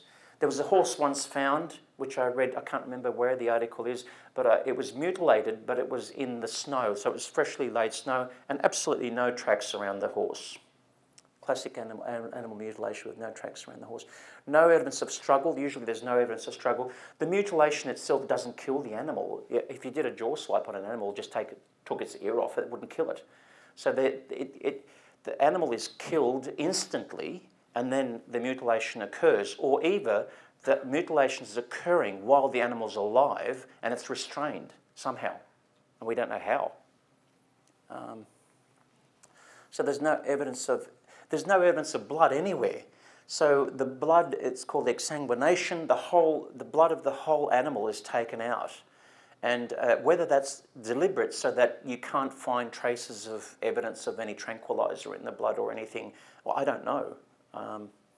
Don't know why that happens, and it's a big problem because you can't then draw blood from the carcass to actually analyse it if you wanted to analyse it. Animals sometimes have broken bones as if dropped from a great height. This is another video. So this is the video that will show you. It's just going to encompass the whole phenomenon and give you make you understand what it's all about.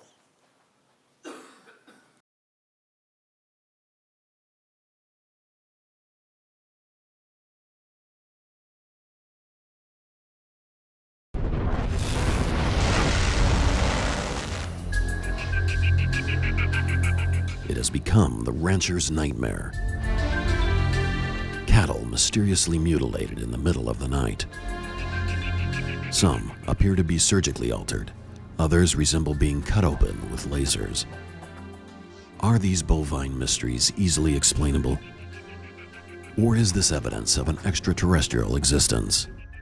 Find out as Paranormal TV lets the truth be told about cattle mutilations.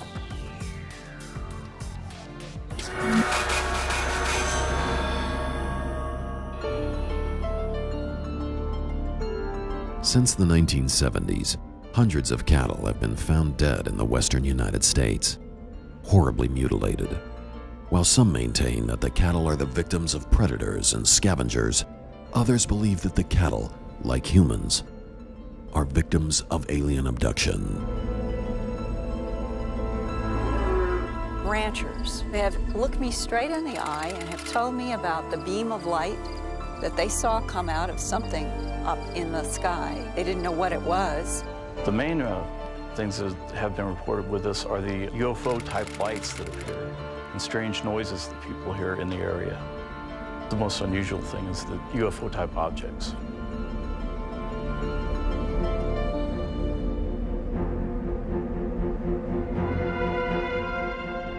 The coincidence of UFO sightings and cattle mutilations may be nothing more than chance, but there is a pattern that seems to emerge.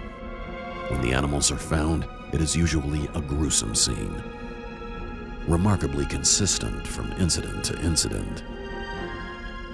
The animal is alone in an isolated, out-of-the-way location. Typically, there are no tracks leading to or from the carcass, and the other cattle seem to avoid both the dead animal and the area where it lies. A dead cow in a field or a ravine is not remarkable in and of itself, but when the carcass is examined. Well, the most memorable thing that you would see approaching a cattle mute case would be the lack of blood. There's no blood anywhere. Then the next thing you would see would be the removal of organs in such a precise manner.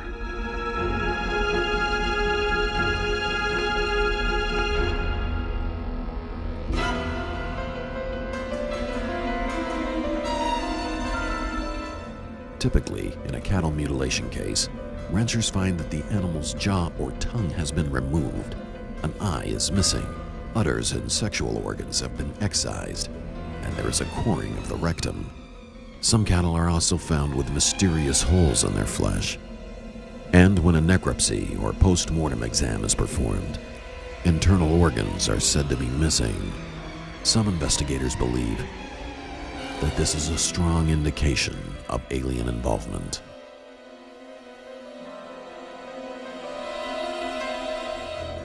In more than one case, an entire heart upon a necropsy was missing from inside the chest of an animal with no surgery.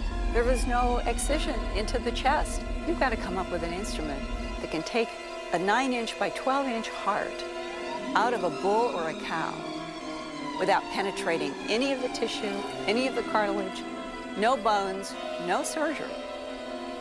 But the heart is missing and the pericardium is still inside.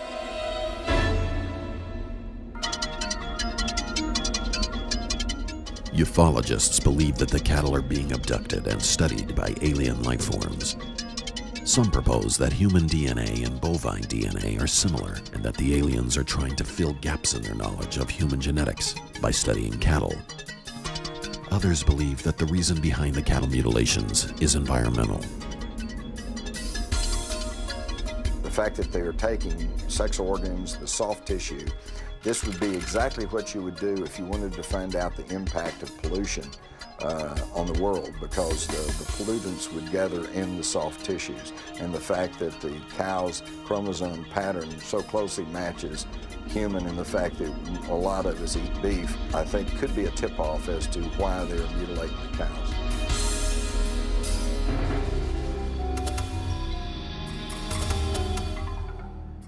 Another piece of evidence that suggests alien involvement to ufologists is that a number of the mutilated cattle seem to have been dropped from above. Cows have been found draped over fences. Some seem to have been dropped through trees. There are also signs of broken bones and an impact crater beneath the dead animal. We found marks on the cattle around their legs, appear to be clamp marks. We've also found marks on their hide where it appeared to be straps had been placed on some of these reports. Somehow these cattle are being removed from the area. They're taken somewhere, their blood's removed, their internal organs are removed, and then they're brought back. Why? We don't know. The question became important enough to prompt a number of American senators to ask the U.S. government to get involved in the cattle mutilation mystery. In 1975, Floyd Haskell, a senator from the state of Colorado, asked the FBI, the Federal Bureau of Investigation, to be put in charge of the cattle cases. His request was denied. In 1979, Harrison Schmitt, a senator from the state of New Mexico and a former astronaut, called for a federal investigation into the cattle mutilations. The result was Operation Animal Mutilation, chaired by Kenneth Rommel, a former FBI agent. After 1 year, the Rommel report was published. The conclusion? The vast majority of mutilations are caused by predators and scavengers. For some, it only seems logical that the U.S. government itself is behind the mutilations, or complicit in them at the very least. They cite the presence of black helicopters, unmarked military-style aircraft passing over or near where the mutilated cattle are found as a telltale sign of the government's role. They are the same type of helicopters that are often spotted in other UFO-related investigations. A flying saucer could explain why they don't have tracks coming into the area around the cattle, but a helicopter could also explain it. We really don't know what we're dealing with. To me, it became a case of the UFOs were committing mutilations and the government was chasing them to find out what they were up to, or vice versa. And personally, I tend to believe that mutilation are the work of UFOs and that the government has a hand in it by tracking them and trying to figure out what that's all about.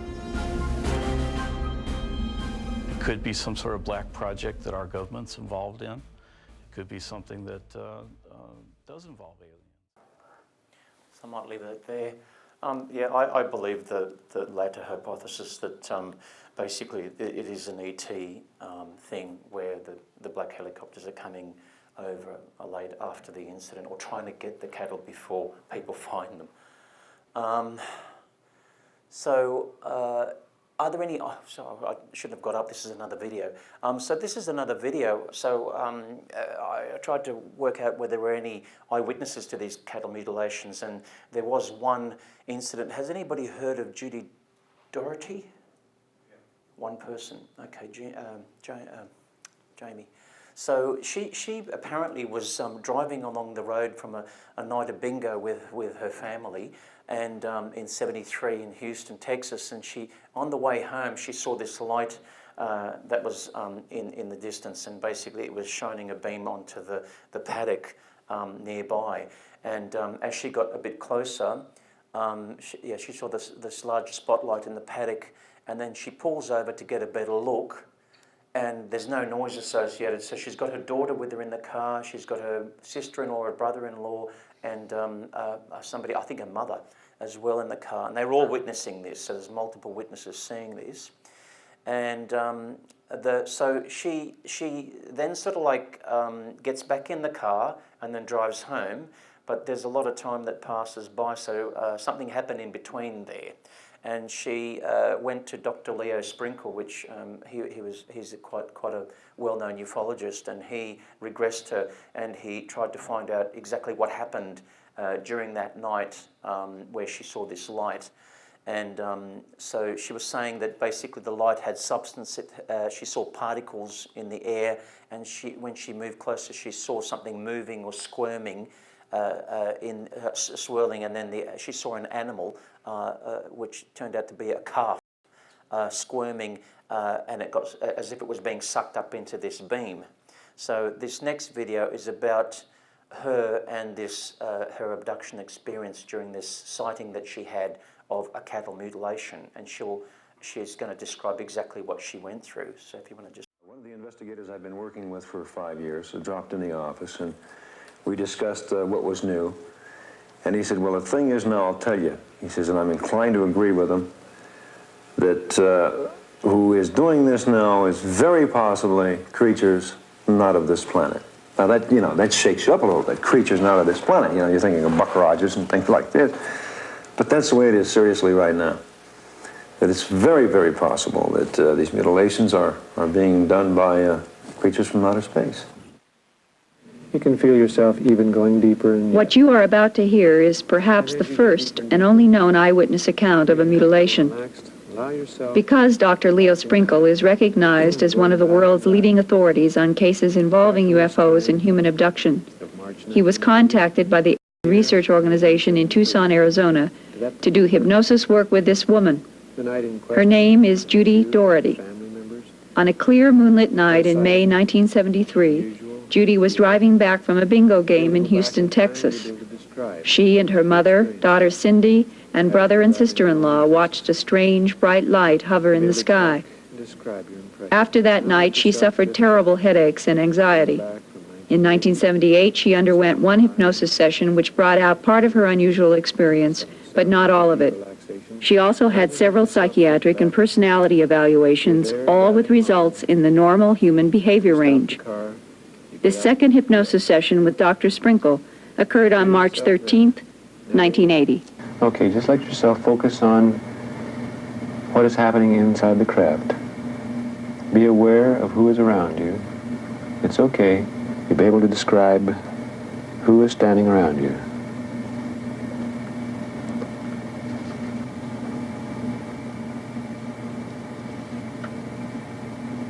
It appears to be two little men. Two little men? Mm-hmm. How do they look?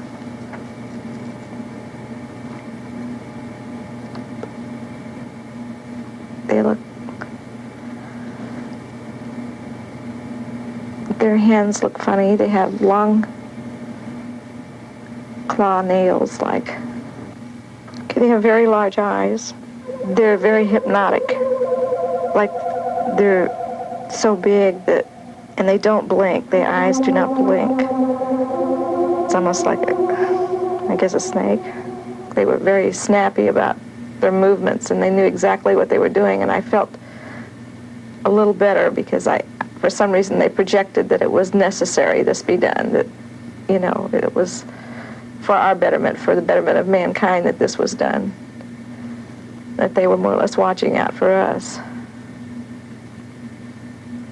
So you felt better when you had that impression of not only precision, but also a benevolent or a kind attitude toward people? Mm-hmm. I can't say that they were kind. But concerned? I can't even say that they were concerned. Mm-hmm. They were just like doing a job that evidently it affects them too. And it has to do with somehow nuclear waste or testing, or they've been here for quite some time, and they test the soil as well as our water, as well as our animal life, our vegetation.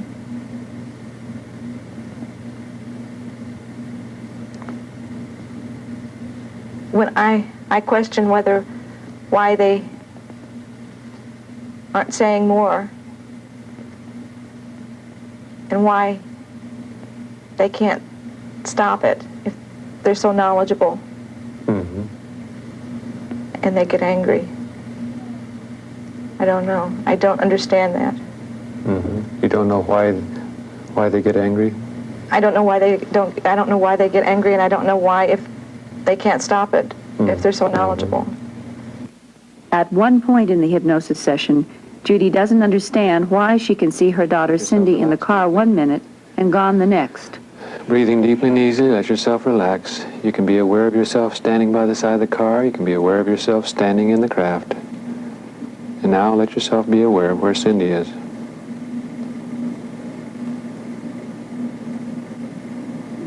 I know I have a feeling of fear. Okay, let yourself go on through the experience. Let yourself go on through the fear. What impressions come to mind? I just visualize her on a table. Mm-hmm. Okay, what happens next? I'm afraid that it's going to happen to her, what they did to the animal. Yeah. Just let yourself relax. Mm-hmm. Forget it. No, I don't want to. You can tolerate it. You know it. No, I can't. You know it's all right. Just let yourself go on through. Just relax deeply. You know that everything's going to be okay. You see Cindy on the table. What happens next? I'm just afraid that they're going to hurt her. Yeah, you're afraid, but you let yourself go ahead and let yourself go on through the experience. You can be aware.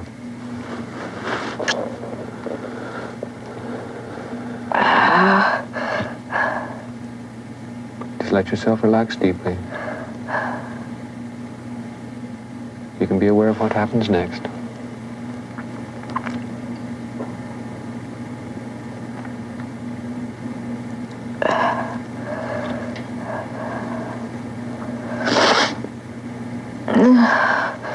They put her to sleep, I guess.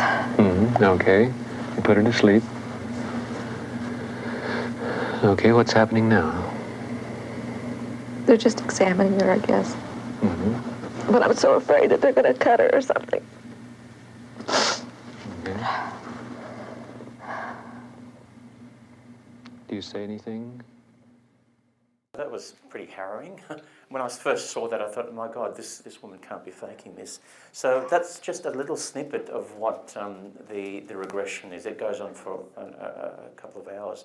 But she describes in part of the video where she actually saw that calf being sucked up and then being laid on a table and mutilated on the spot in the craft. So we got this this case where a lady sent me an email with all these photos, and it wasn't put through the CMS database for MUFON. She just sent it to me because she saw my name as the MUFON National Director. And when I looked at these images, I sort of thought, oh, this looks very much like an animal mutilation of a ram in Victoria near Geelong. And it was found in her paddock. The ram was about 14 months old, 90 kilos, and it didn't have any health problems, but they found it dead in the paddock one day, in the west paddock of the property on the 4th of October 2016. And so the property is located near, does anybody know how to pronounce that? Anarchy? I don't know. Sorry? Anarchy, okay. So it's near Geelong. There's the property there. It's a massive acreage. There's an aerial view. It's about 271 acres, bordered by 2 main roads.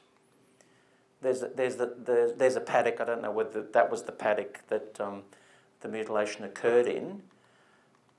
But again, there was no blood associated with the actual mutilation. And there was no blood on the fleece, and there was no fleece that had been ripped off the animal. And there was no signs of struggle, so probably not a dingo or anything like that.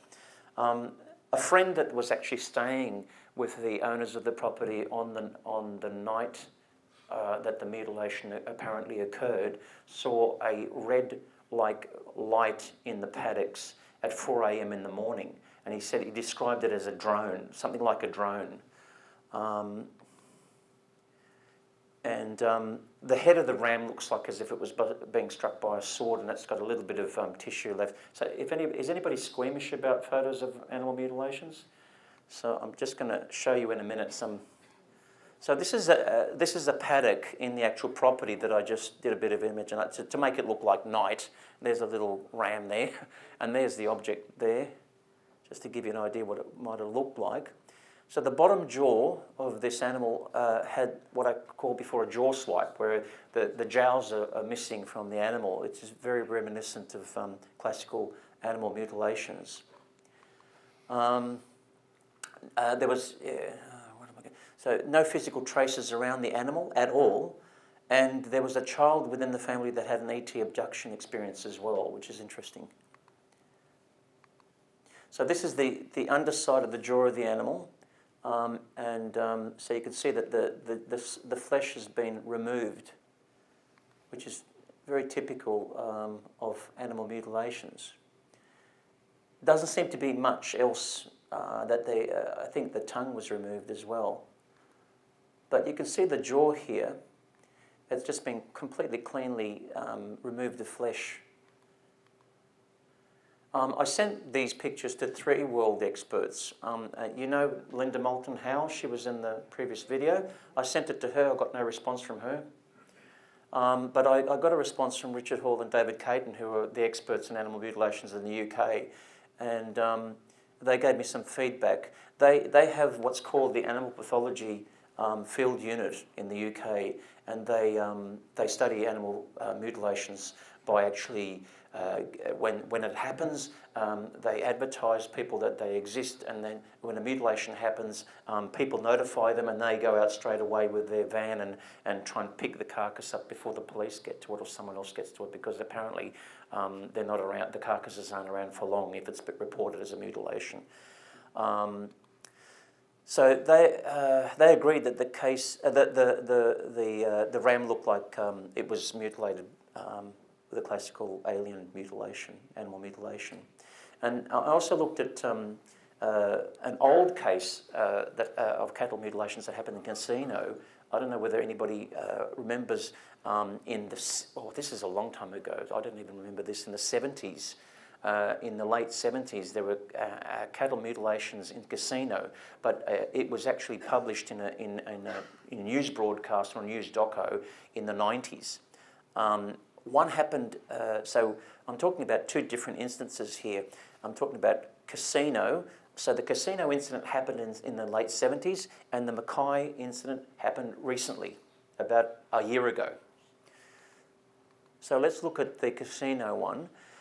So we contacted and spoke to witnesses regarding that cattle mutilation in Casino, and I spoke to one of the major witnesses, and I spoke to the vet, Dr. S, at length about the cattle mutilations, and he told me stuff which wasn't broadcast in the actual newsreel at the time, or the doco. And I've got another video of Today Tonight. I won't go through the whole video because it's quite long, but basically, it was reported by Greg Quayle in the 90s, and it's a Today Tonight broadcast on TV. And the media's attitude's pretty bad in those days. They were laughing at the fact that it might have been extraterrestrials involved in this mutilation. So if you want to just turn that video on, please, Paul. Story of mystery and the imagination. What's behind Australia's spate of bizarre animal attacks? Is it a real-life X-Files?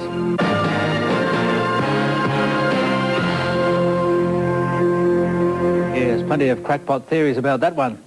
But Glenn Conley, next up, some loony claims that aliens are responsible for a spate of mysterious cattle deaths. It was instant death by what we could see, instant death. But what killed these cows? I just can't answer that one. What they think they're dealing with are creatures not from this planet.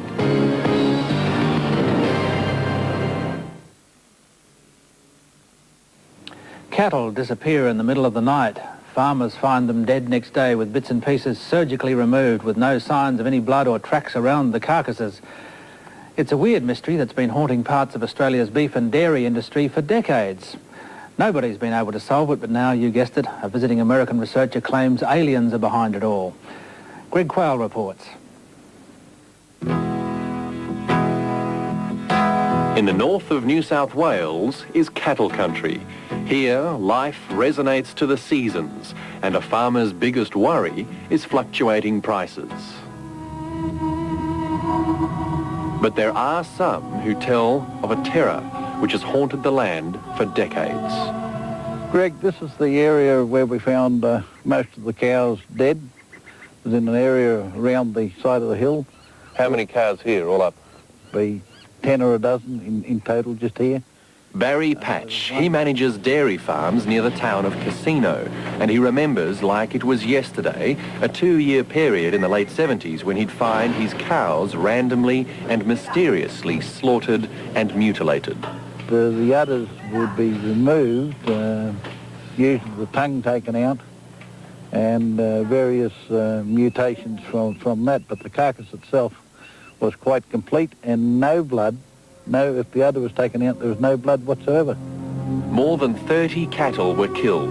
Most of them were about to calve, and the mutilations had an eerie pattern. Udders, tongues, ears. Sometimes the muzzle and the jowls were missing, and there was never any blood. Just not possible in my mind, and how that was done, I do not know. I have no idea how that was done. All of Barry Patch's dead cows were examined by a veterinary surgeon. He didn't want to talk on camera, but he told us in writing that causes of death were never determined. There were no bullet wounds, no stab marks or needle punctures, no poisons, no snake bites, nothing.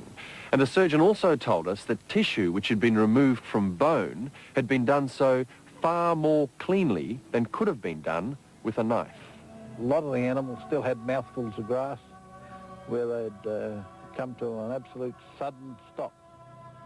There were never any tracks and never any sign. I'm going to have to stop that there. How are we going for time, Jamie? You've got about between 10 and 15 minutes. Whoa, okay, so I've got I better hurry on. Okay, so I contacted Barry, and he was 81 at the time last year, and I spoke to him at length. Okay, so the cattle mutilations occurred between 77 and 79, but I'm just going to zoom through this because I didn't realise I had that much time left. No blood found. The cattle appeared sudden death, often the tongue, udder removed. On examination, one of the brains looked like strawberry jam when they examined it. The first cow was mutilated with its uterus removed and the trachea. The cattle appeared to have been dropped in foot-high grass, but no tracks around it. Some of the cattle left for a few weeks, and the flesh was still fresh. And what Barry did, he put some green cotton thread between the fence to see if anybody opened the fence, and he found out that the next day there were cattle that were mutilated, and the green thread was still tied around the fence, so they got in without opening the gate. During the years that mutilations, okay, so let's just go through this quickly. So he said he saw a UFO one day in a purple-like fog with the smell of burnt wood, around about 100 feet high and about 50 feet in diameter. And I'll just flick through this. Some people were suggesting that the cattle could have eaten poisonous weed, which they didn't, because basically none of this cestrum was actually found on the property. Cattle can actually eat whatever's on the property. If there's a drought, if there's no grass, they'll tend to eat poisonous weeds, which they hadn't because they examined the stomach contents. What are we up to now? Okay. So I talked to the vet at length, and he said something incredible. He said that basically he didn't know how the flesh was actually taken off the animals, off the animal's bone. And being a scientist and teaching pathology, I know what he's talking about. And a thing called the periosteum around the bone. So I'll go to that area now. Where is this part? Okay, so it's a very small layer of tissue around the bone called the periosteum. It's very, very fragile. And if you take flesh off the bone, if you're an animal, obviously your canines will go into the bone, and it'll rip the bone and it'll rip the periosteum off. But none of these cattle had the periosteum ripped off the bone, which is impossible, absolutely impossible to do. So because he ran his knife down the bone and the periosteum just came off, he says it's impossible. What else did he say? And I said to him, I says, how did the cattle actually get killed? And he says, the only thing I can think of is someone with a pea shooter and a substance called where is it? I forgot the name of it. Succinylmethanol, which is like a curare drug. And he was saying that the only way he can think that somebody could have done this is got a pea shooter and got a little dart and just shot the cattle with this curare-like drug so they wouldn't struggle, and then just did the mutilations, which sounds ridiculous, but that's the only way he could explain why how they were actually stopped, without any struggle and mutilated. And we sent some tissue to an Wollongbar Agricultural Research Station for analysis, but because it was so long ago, they said that they don't have the tissue anymore, and they didn't have the report. They destroyed the report. So this is a cattle mutilation that occurred in Mackay recently. And I'll just show you some of the photos of that one. I'll just flip through that. But there are several cattle in these. These are photos that the owner actually gave to us. So you can see the classic jaw swipe in this case, in this steer, and the ear removed. Again, no blood, anal coring, no blood, no tracks around the animal. There's a close up. Yep. So I don't. Do you want me to stop there, Jamie, or? Keep going. Okay, so I'm just zipping through these. So this is another UFO event that occurred a couple of days before Frederick Valentich disappeared, and this was reported to us by a lady called Denise, who was working at Alcoa at the time, and she said that she had seen a diamond-shaped craft on the way back home in a taxi because she was a shift worker. Basically, she and other people, about 5 other people, were taken from the Alcoa site in the night, in the middle of the night, home. Okay, and they were dropped off by the taxi. But something happened along the way this one day. And they were actually, the taxi driver was, this is the site, the Alcoa is no longer, or the structures are there, but it's no longer a functional industry. So basically, she was driving along in the taxi with these other people, and basically there was a blue light that all of a sudden got thrown onto the taxi, and there was a lot of static in the actual the CB radio. The taxi driver was trying to contact base, and he was experiencing a lot of static, and his headlights began flashing on and off. So the taxi driver was trying to look outside the window, and he's not saying anything. He's just really, you know, frightened, and he doesn't know what's going on. So when they let the first passenger off, Denise and the others get out of the car to see what it is, and it's this diamond-shaped UFO above the taxi, and it's shining this beam of light down on the taxi. So Denise goes home, like he lets her off, and this thing's still above the taxi. So she just dashes into the house and tries to wake up her husband to find out, you know, to get him to actually have a look. And he goes, "Don't be ridiculous. Go back to sleep." And she has a nosebleed on the night as well on the pillow. She reported it to radio station 3GL a couple of years after the incident, but she was always thought of as a crazy person telling this to the public.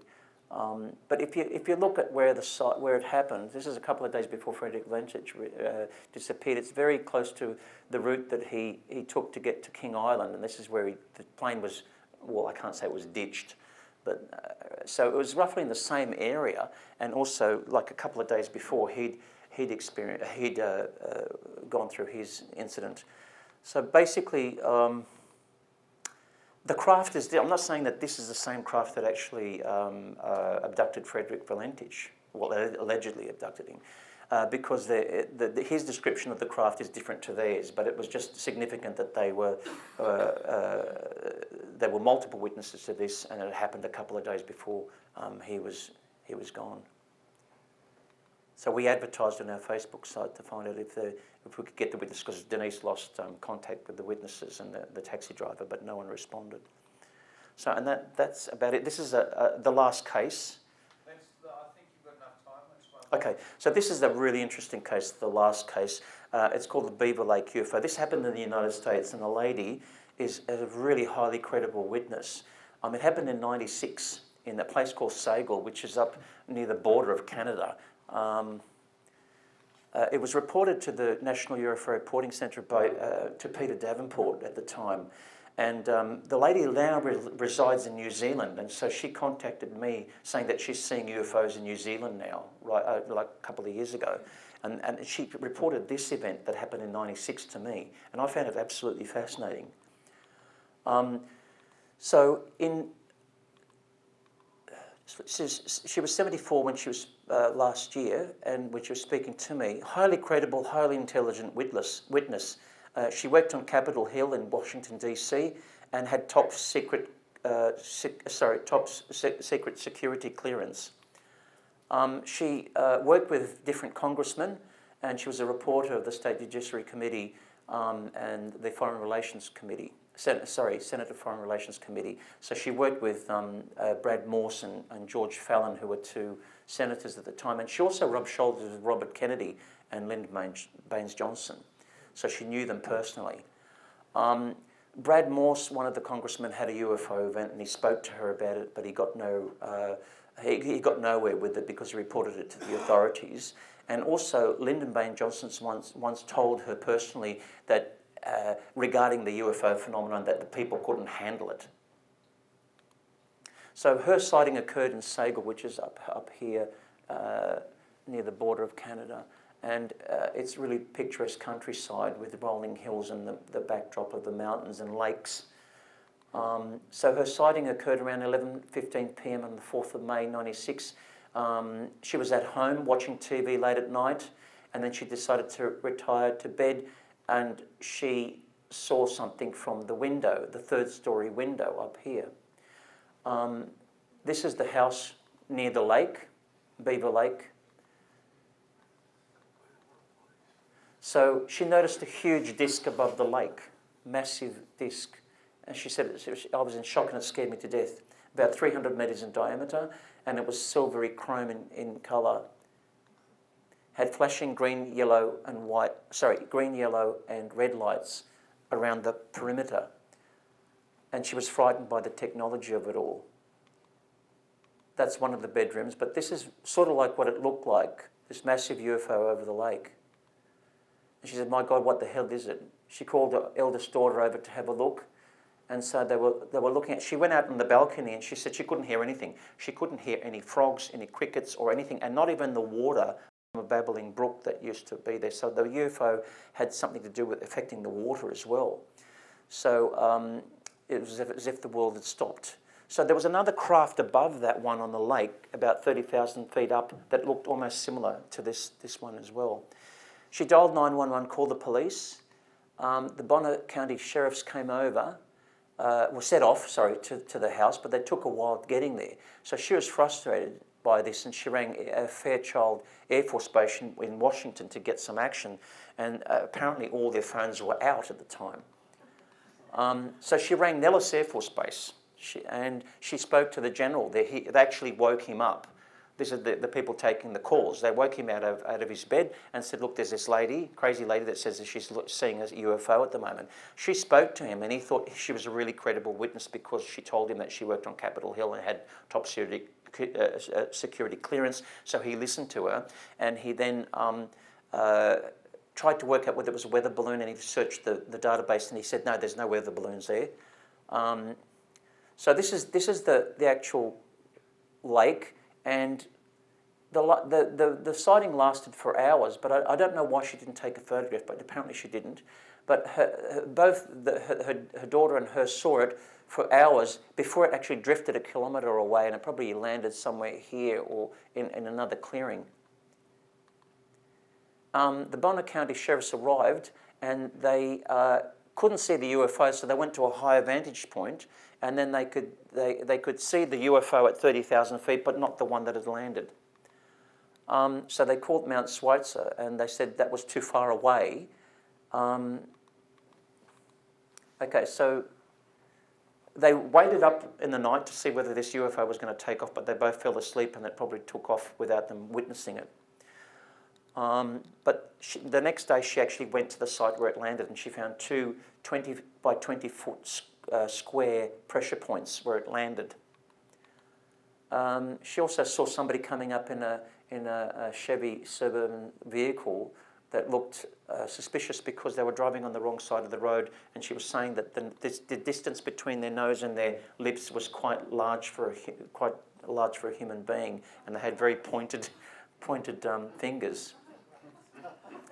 Long fingers. So Nellis Base guys arrived. This is a 16.5-hour drive. They arrived on the spot, and they went to the landing site, took all these, they had Geiger counter readings that was above the base ground level. They took samples of soil, they took plant samples, they took photographs. The aftermath, okay, so we tried to obtain some information about the samples, but Nellis just shrugged us off, and they said, oh, you're going to have to speak to a historian about it because it happened in '96, and the historian never got back to us. But the aftermath of this is that one night, on one of the night of the sightings, one of the neighbours had a newborn foal that was missing on the night, and it was associated with an animal mutilation on their property, which was neighbouring this property where she had seen the actual craft. And a grader driver who she got to actually, this is later on in December, she got this grader driver to actually clear the snow from her driveway and the cut-off road. And she said, "How are you going?" And he goes, "Oh, did I tell you my wife saw a UFO?" And she goes, "When?" And he goes, "The 4th of May. And she said something dropped out of her, and this is the object. And I said, "What do you mean by that? Something dropping out of you?" So she sent me these photographs, and it's about 5 centimetres long by a millimetre, just like a pin, a metal pin. And I said, "Well, can you describe it a bit further?" And she goes, "It fell out of me." And I said, "Where?" And she said, "It fell out of my vagina." So, and she said she's never had any surgery apart from neck surgery before, and so I thought, okay, well, do you want to send it to us for analysis? And I never heard back from her. But, yeah, so thank you very much. Thanks, Jamie, Marie, Aspasia, Paul, Moira, Keith, and Rod Coots and Nada Gergich. Now, what an astounding thing when they say that, you know, this has got no, stay there, don't move. But this subject has no real scientific credibility, and this man is a pathologist and a scientist and has been researching this subject matter since the 80s. That was one of the most erudite, fantastic lectures we've had. Thank you. Very down to earth. As you can notice, this man does not need notes because he knows his material. I cannot thank you.